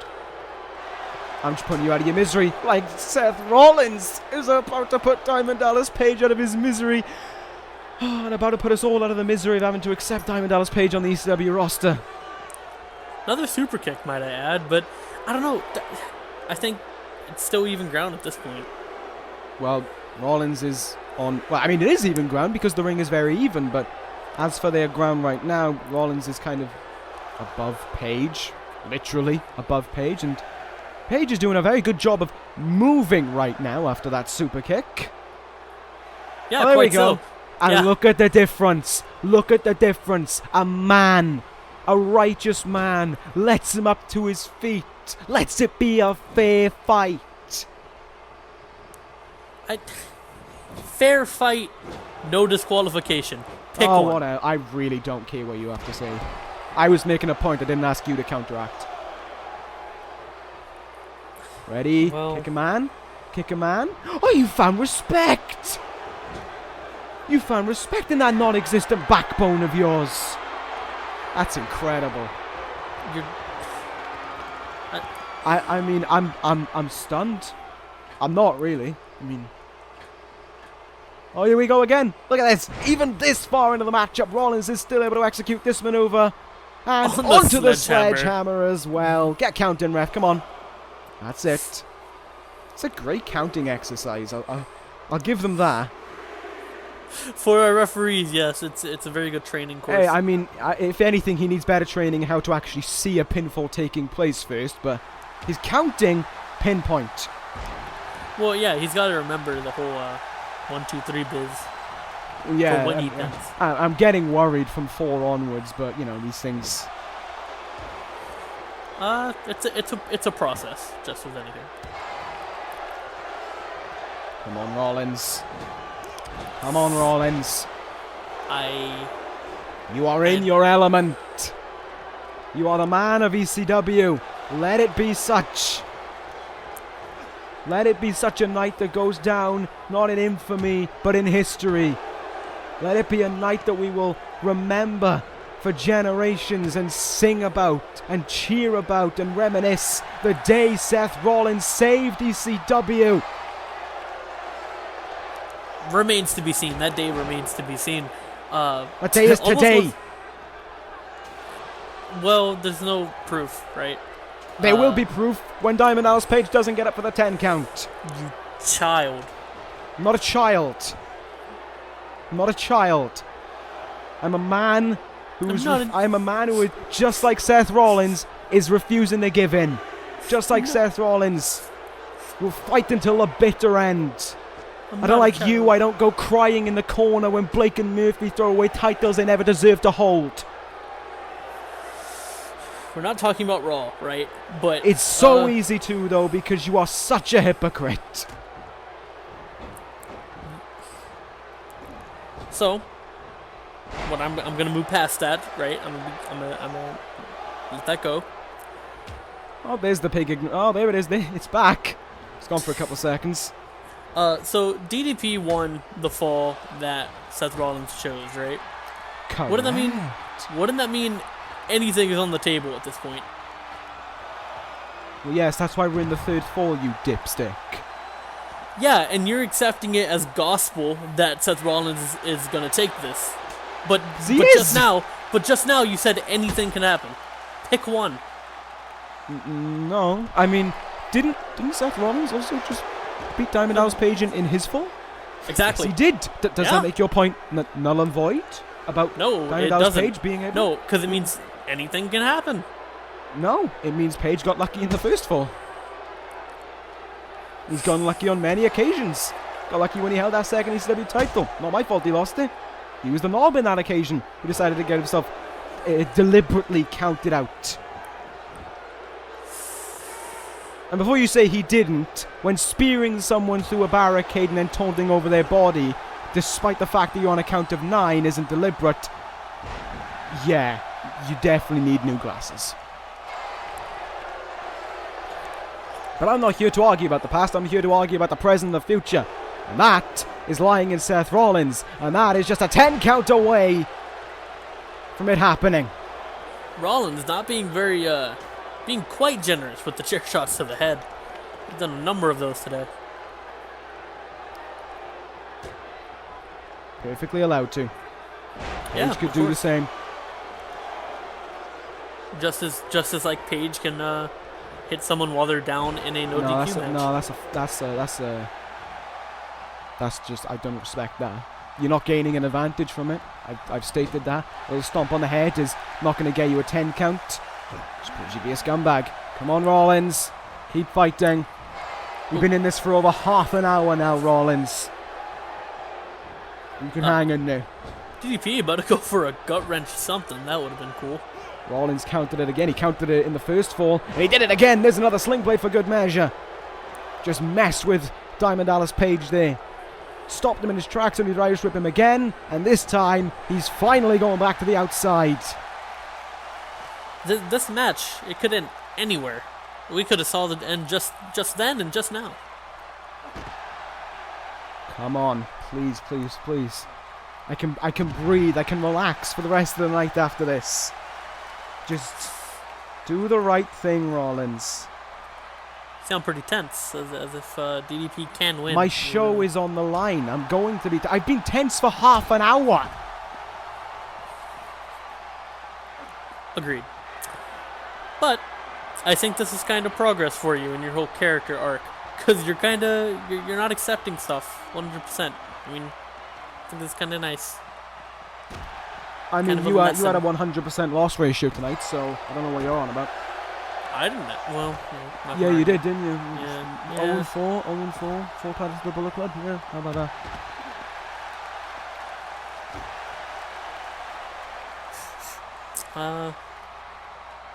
Yeah, can't. Well, this is really slow down a little bit. Don't know why. I mean, well, actually, I don't know why. They're exhausted. They've given it every ounce that they have, but we still got to go on here. We still got to carry on. This stopped being a wrestling match a long time ago and just started becoming a strewn fight Another super kick. for the right to hold the crown of ECW. And Rollins is going to do what he did right back at the Royal Rumble to start it all. And it'll be one of the moves that end it all. Right through the table. Oh my... This might just be it. Seth Rollins delivered that to Diamond Dallas Page upon his return, and he could see it being the move that is delivered to Diamond Dallas Page. No, it's not. Rollins wants to end this like a man. Rollins, Diamond Cutter. Oh. Take a man out with his own move. Why? That's not how Seth Rollins does things, though. He is formally showing DDP the door, and he is not only kicking him out of the door, he is beating him up with the door. But Diamond Dallas Page still trying to fight Rollins, though. Not giving it anything. He's found his second gear. He's found his second breath. Lay it into him. Let this be the end. This is how you really do it. Curb stomp. So much just now is in this. Don't. This isn't it. This isn't it, Rollins. Another one. Hit him with another one. Music to my ears. Curb stomp. Nah. Hey. Goodbye. Come on. This is it. This is the defining moment. This is gospel. This is Seth Rollins' ECW. This is where it is redesign, rebuild, reclaim. 10. God. Dreams come true.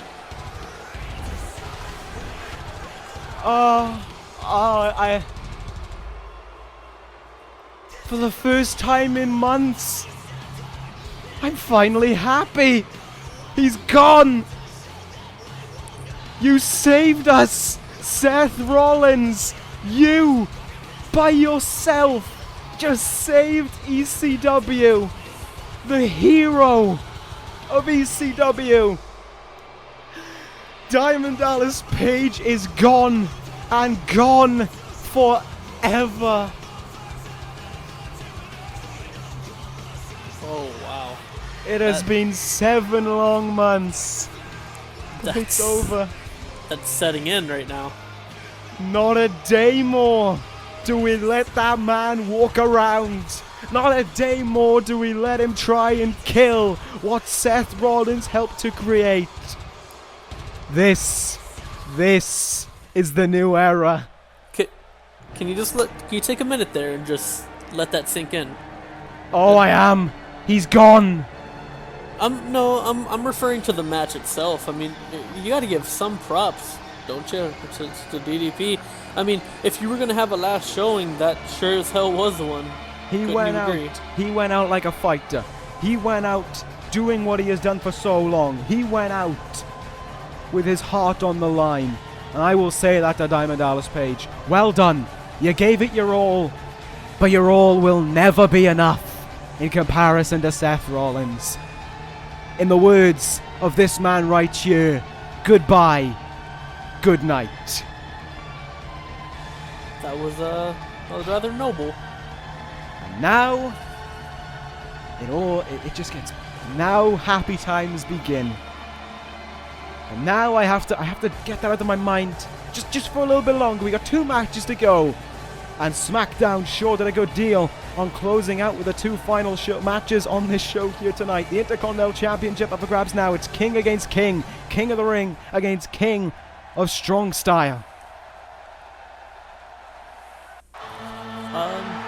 So, if you will, if you could. Hang on. Listen to Brooklyn. They just, after that grueling match we just witnessed, they are alive for Shinsuke Nakamura. They are on their feet for the Intercontinental Champion, and they're singing along. Oh, that's nice, ain't it? What a match we are in for. Another Oops. Say Oops. what? What? Oops. What? Oopsie daisies. Oh no. Oh, I forgot. Oh, I'm an idiot. Damn it. I knew there was something. Checked all my notes and I thought I had everything. I thought I had revealed every. Oh, I'm so stupid. Magic Killer. Can you explain this? I mean, I can't believe I tried so hard to make sure I remembered this. You know what? I'm not going to announce. I'm not going to say anything. I'm just going to let the action speak for itself. I'm just going to let that do the talking for me. Excuse me, what? I don't... Why? I mean, why not? No, not why not. No. Why? Why not? Why not? Conquered one prize? What's that mean? No, that's a different brand. Why are they... I had no idea of Bullet this. Club is more than a brand. Bullet Club is for life. Oh, poor Nakamura. That was going to hurt in the morning. I'm not even annoyed about this. I'm not even annoyed that DDP made it to the third fall right now. I'm annoyed at myself. How did I forget this? Forget what? Oh, I've let myself down. I've let the people down. I've let the Bullet Club. I've let everyone down. I'm ashamed of this. Can you? Oh yeah, by the way, there's a gallows bomb. And I'll give credit. I'll give credit where it's due, Nakamura. You won't give in. This match is underway right now. Intercontinental Championship finally on the line. Are you just not going to explain what went on? But it's not like there's much that he has to do. Bring him in on the shoulders. One winged angel. And he said, 1, 2, 3. Kenny Omega is the new Intercontinental Championship, and now I can announce it. Kenny Omega, the Young Bucks, welcome to the Bullet Club. What? I said it. Welcome the Elite to the Bullet Club. That's right. We hold the World Tag Team titles, the Women's Championship, the United States Championship, the World Heavyweight Championship, and as of a few moments ago, the WWE Tag Team Championship and the Intercontinental Championship. That is 6 titles to the Bullet Club. What? Oh, I love SummerSlam. I don't want this night to end. No, hold on. It just gets better. Excuse me. Yeah? What? Do you not understand simple English? I'll reiterate it again. I reiterate it again. Kenny Omega and the Young Bucks are in the Bullet Club. Have you got that now? Yeah? Got it? Got it? Yeah? Good. Because the Bullet Club's expanding. Oh, this night. It has been one hell of a night. It has been a night that I will never forget. But now it is time to move on from the gloriousness of it all and move on from the biggest night to the biggest fight of the summer. The tagline deserving for a feud like this one. For 22 months, these two men have been sworn bitter rivals. Time and time again, O'Reilly has stepped up to the plate, but time and time again, Fish has forced him to stay down. But now, here tonight, in the main event of SummerSlam, with 400 days on the line for Bobby Fish's record-breaking reign as WWE Champion, we see if he can get past Kyle O'Reilly once more.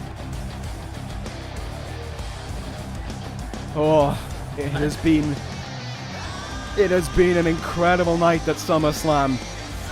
And this is how we end it off. Forgive me. This is great, right? Yeah, no, it is great. It's outstanding. I'm referring to this match. Yeah, this is great. I mean, I suppose you could say what happened before was too sweet. But we'll gloss over that one for now. We'll come back to that. I've got a long time to rub this one in. I've got a lot of victory to brag about. But anyway, you should be. Let's move on from that. Oh, it's sarcasm. I mean, you have about as much sarcasm within you as Raw has champions. So 4. I have 4 sarcasm. As the Raw roster has champions. There'll be none. And they're not Raw's championships anymore. They're the Bullet Club's championships. Come on, catch up, Sunshine. Still property of Raw. You keep thinking that. You go to bed at night thinking that, and I'm the one coming up with anything I can to try and put a smile on my face. Hey, you keep thinking that, Sunshine. Legal documents said it, not me. Legal documents also say you're a terrible general manager, though, you know. Okay, no legal document says that. We're not here to talk about... You tool. We're not here to talk... Ooh, look at it. He's got the big words now, boys. He's brought them out. It's just 4 letters, first of all. It's not a big word. Yeah, that's a big word for you. Next thing you know, you start breaking out words with 3 syllables. Butterfly. So, this match, right? Meaningful words. Yes, this match. Come on. Well, I'm waiting on you. I want to know who you got. And you why. didn't ask. I've got Fish. All right, and I can only. And I'm not siding with him just because it's a Bullet Club thing. It's not. This has nothing to do with the Bullet Club. This has nothing to do with ECW, Seth Rollins, etc., etc. For 22 months, these two men have been hating each other. But for 22 months, Bobby Fish has been on top. In one-on-one action, Kyle O'Reilly has never pinned Bobby Fish. He couldn't do it at WrestleMania, couldn't do it at SummerSlam last year, couldn't do it at Survivor Series, couldn't do it at WrestleMania this year. History, as we've seen tonight, has a very interesting way of repeating itself. And Kyle O'Reilly is an outstanding fighter. Kyle O'Reilly is admirable. He is... The courage he shows when he's prepared to put it all on the line is... You can look up to it. But Bobby Fish, you won't hold a title for nearly 400 days by luck. Well, you make interesting points there, and I think with all that being said, I think this is going to be O'Reilly's night. Okay. Your predictions have been spot on tonight, so just carry that to go with you. But whoever wins this one, it doesn't leave an effect on me. I won't be sad if O'Reilly loses, but I will be surprised and shocked if I see that hand coming down for a 3 and Kyle O'Reilly's new theme, playing in the Barclays Center? New theme, new man? Question mark? Maybe. Well, we'll see. We will see. These two men have just such bitter hatred for one another. You would have never known that these two men were like brothers, traveling up and down the road, always by each other's side every step of the way. It's not like it's faded away. It disappeared in one quick moment.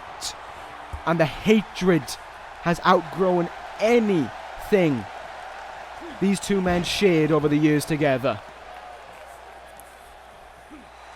Well, I think to go back to in terms of who's going to win, right? If we have, okay.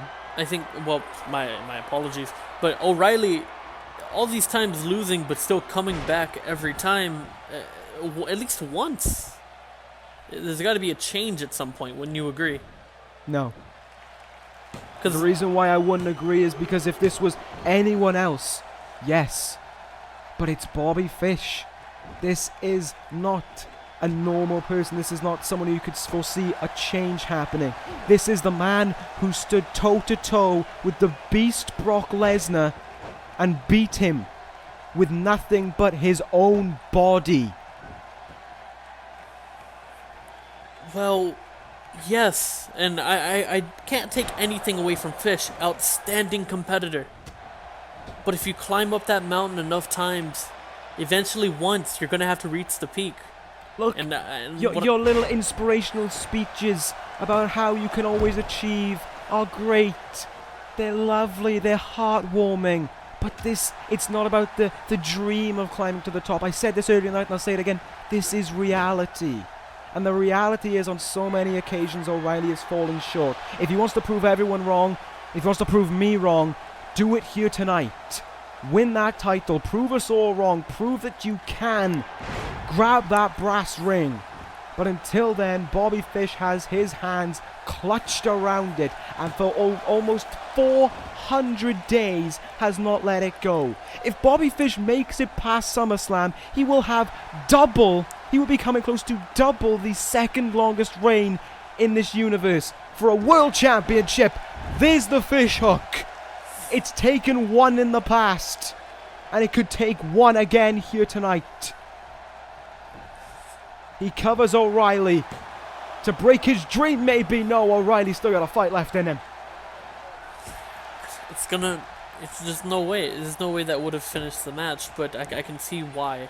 You know what I mean? You can only wear it down so much before it's over. That move, I would say, is more dangerous than the Kinshasa as an absolute just out-and-out strike to someone's face. More dangerous than any of the Bullet Club super kicks. But Riley fights there. O'Reilly's still going. Those strikes there. That has become a signature staple of his. But Bobby Fish will not. He will refuse to stay down. Bobby Fish is not just a fighter. He is also far too stubborn for his own good. What a powerbomb there. Just demonstrating his strength from hoisting him up in that electric chair and then throwing him around into the powerbomb. Almost secured a 3 count. It's kind of difficult watching this match right now. Or not watching, but to predict. I mean, from my perspective, it feels like, anything is possible right now. As we've seen. You'd hope so after your awful night, but I'm not here to talk about the awful night. We are in the main event. We are beyond all that, and a chop in the chest there. Fish doing the sensible thing and trying to get outside for a moment. O'Reilly just launches himself. He just threw himself into Bobby Fish. Well, we've seen suicide dives. We've seen jumping over the top rope. He just threw himself. Well, it's not like he exactly has much to lose at this point. Wouldn't you agree? That's a fair point. I mean, if I said at WrestleMania when he lost, he didn't deserve another opportunity. But if he loses here tonight, game, set, match, it's over. There is nothing more O'Reilly can do. If for 22 months you've been following this man and you've been unable to beat him, that says a lot about you. And that says a lot about Bobby Fish as well, to be fair. On the outside now, Fish gonna go for it. Oh my god! Wow. destroying the gut of that man. Jumping that far up to nail that one, but still we go on here, and I do not want this match to end in a count out in any way, shape or form, but it's no surprise. These two men are brawling on the outside, are resorting to this on the outside. Right, sending right into the steel steps. That's a pain. Now, how did O'Reilly get this opportunity again? Because it seems like after 22 months, that would be a little difficult to give to him. Fish crumbled when O'Reilly returned at Money in the Bank and spoiled his precious night of achieving 365 days as WWE Champion. Fish tried to put it past him. He tried to look on from it, but he just broke. And one day he demanded it. He demanded this. He said he needed Fish at SummerSlam to end it all once, to just prove that there is no one who comes close to him. And from that moment on, it was official. Official. Yeah, the SmackDown committee confirmed it later that night. It was a pun. Wow, that second rope DDT? No, that was nice. Over there. There was only a 2 count still. O'Reilly resorting to new moves, breaking out new things to try and put away Fish, but he just can't. Well, two is only one away from 3. I mean, he just needs to keep getting those, and eventually he's got to get a 3. Your optimism, a little too optimistic. It's all I have left at this point. Just please. Oh, that optimism may have just gone flying out the window. Well, Fish hook number 2. 1, 2. oh wow. Oh my God! I've seen a fish hook kicked out. I've seen a fish hook kicked out at 2 on numerous occasions, but at 1, Kyle O'Reilly. I mean, he is supporting your point. Nothing left to lose. He's lost so much, and he just craves that one victory, because that one victory will suffice every loss he's ever had to Bobby Fish. Every time he's ever felt defeated by this man. But Bobby Fish is a different breed. Well, Bobby Fish is a different kind of athlete. Bobby Fish is a true one of a kind. and on the other hand, what I like to said, what you referred to, I take it as truth at this point. If he breaks an arm, who cares if it's going to only get worse if he kicks out? What's he got left? He's just going to keep going and going until he physically can't go anymore. And O'Reilly will give every ounce of his body just to achieve that. Fish's first ever Big 4 pay-per-view he's main evented. Fish, I gotta ask. Mm-hmm. Were you gonna say something? No, go on. All right. So the Fish, right? Has he slipped up or shown any signs of cockiness over the last 22 months? Just curious. Yes, for 22 months he has shown this cockiness. Well, I was going to say that. Oh. O'Reilly got him hooked in here. Grabs the leg, Exploder suplex, has a great opportunity to cover him. Can he win the WWE title with it? Oh, he was so close. That was dangerously close. I mean, even if Fish were to lose tonight, I don't think that's a bad thing. Or I don't think that should take away from anything he's done. Oh, God, no. Like I said, this is a once-in-a-lifetime reign. This is a once-in-a-lifetime athlete. I said it at the start of the match. You don't hold a title for nearly 400 days just because you're lucky. You hold it because you are outstanding. You hold it because there's no one who can hold a candle to you. And here we go, a third fish hook. The same fish hook that beat the Beast at Money in the Bank and gave Bobby Fish that illustrious 1 year as champion. Will he make it out of SummerSlam still with the strap? 1, 2... O'Reilly says no. O'Reilly, you could tell the wear on this man at this point, but it's not stopping him. Bobby Fish, he will not slip up though. He will not get aggravated. He will not make a mistake. That is so rare to see nowadays. Oh, what a into the arm there of Bobby Fish. But look at that. Slips right out of it as if it was nothing. I've seen float overs before, but nothing as gorgeous as that. And every time, even with Kyle O'Reilly's expertise on the mat, There's almost nothing he can do when Bobby Fish has him down there. He is stuck. Fish is in total control. He's working over the limbs of Kyle O'Reilly. He's trying to make sure that O'Reilly will be just physically unable to kick out. Not the matter if he doesn't have enough fight. He will actually make sure that he can't kick out. His arms won't move, so he can't kick out. His legs won't move, so he can't brace, so he can't support himself for the kick out. It's almost, in a way, it's sickening to watch. But you just can't take your eyes off of it because what you're watching is a masterpiece.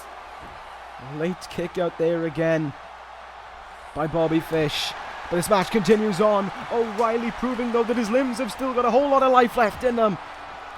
There's those signature strike combos once more. Down goes Fish to them. That could be it, unless he's going to set up.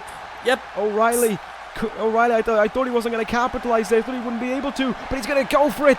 Kyle O'Reilly with Chasing the Dragon. No way. Is that going to be it? No way. 1, 2, no. Almost there. He was I almost thought I there. heard the ref's hand come down for 3 then. I thought I heard that hand hit the mat for a 3rd time. And you saw O'Reilly there, his desperation showing up. He wanted that to be 3 more than anything. Even if it was, and if it's not, if Bobby gets the 3 later in the match, mad respect to both of these men. I think that's something we could both agree on. I've had respect for both men ever since what happened 22 months ago, but there is still that. Look at this fight in O'Reilly. He goes with every ounce left in him, because this is not just a win or a loss to him. This is his career. Does he want to be known as the man who shocked the world and walked out of SummerSlam the WWE Champion, or does he want to be known as the man who walked in Bobby Fish's shadow for his entire career? There's another powerbomb. I should have kept a ticker for power bombs. Shame on me. Fish counters, belly to belly. O'Reilly almost getting tangled in the ropes there. Sent right over Bobby. That's some great strength right there, especially this late into a match. O'Reilly trying for his own belly to belly, but Fish having none of it.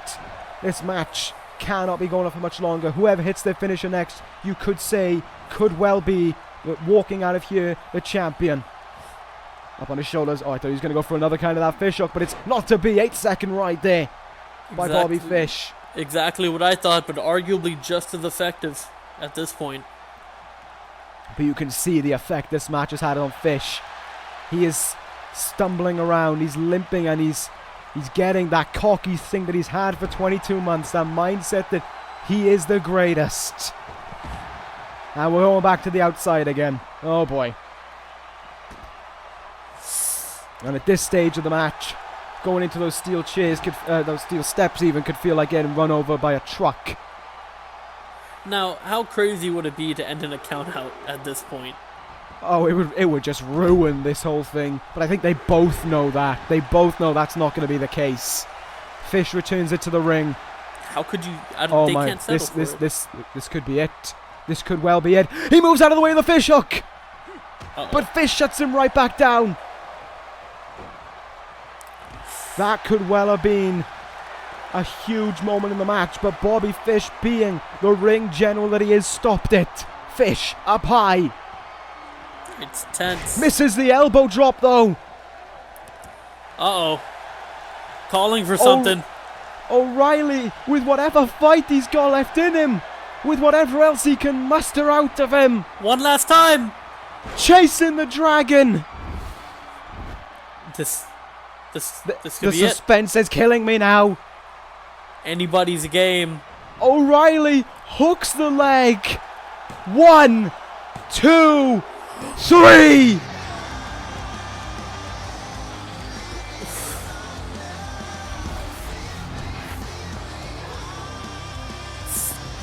Standing ovation.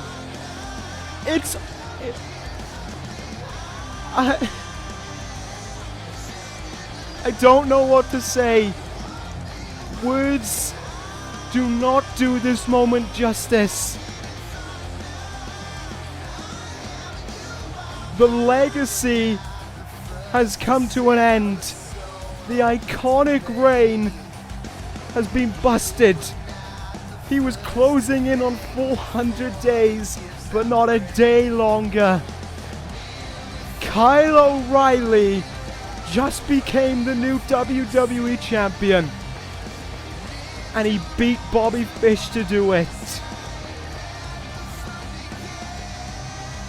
After everything that we've seen tonight, after every little moment that's transpired, this has shocked me more than anything. This has shocked me almost more than anything I've ever seen in this universe as a whole. The day Kyle O'Reilly proved everyone wrong, and the day he especially proved Bobby Fish wrong. Bravo. Bravo. I can't close my mouth. I'm in that much shock right now at what I've just seen. It has been an outstanding night. It has truly been the biggest fight of the summer and the biggest night of the summer. And we end it all with a sentence I actually thought I would never get to say ever again. We have a new WWE Champion. That ends SummerSlam. Thank you guys for watching. Take care, guys. And Sarah.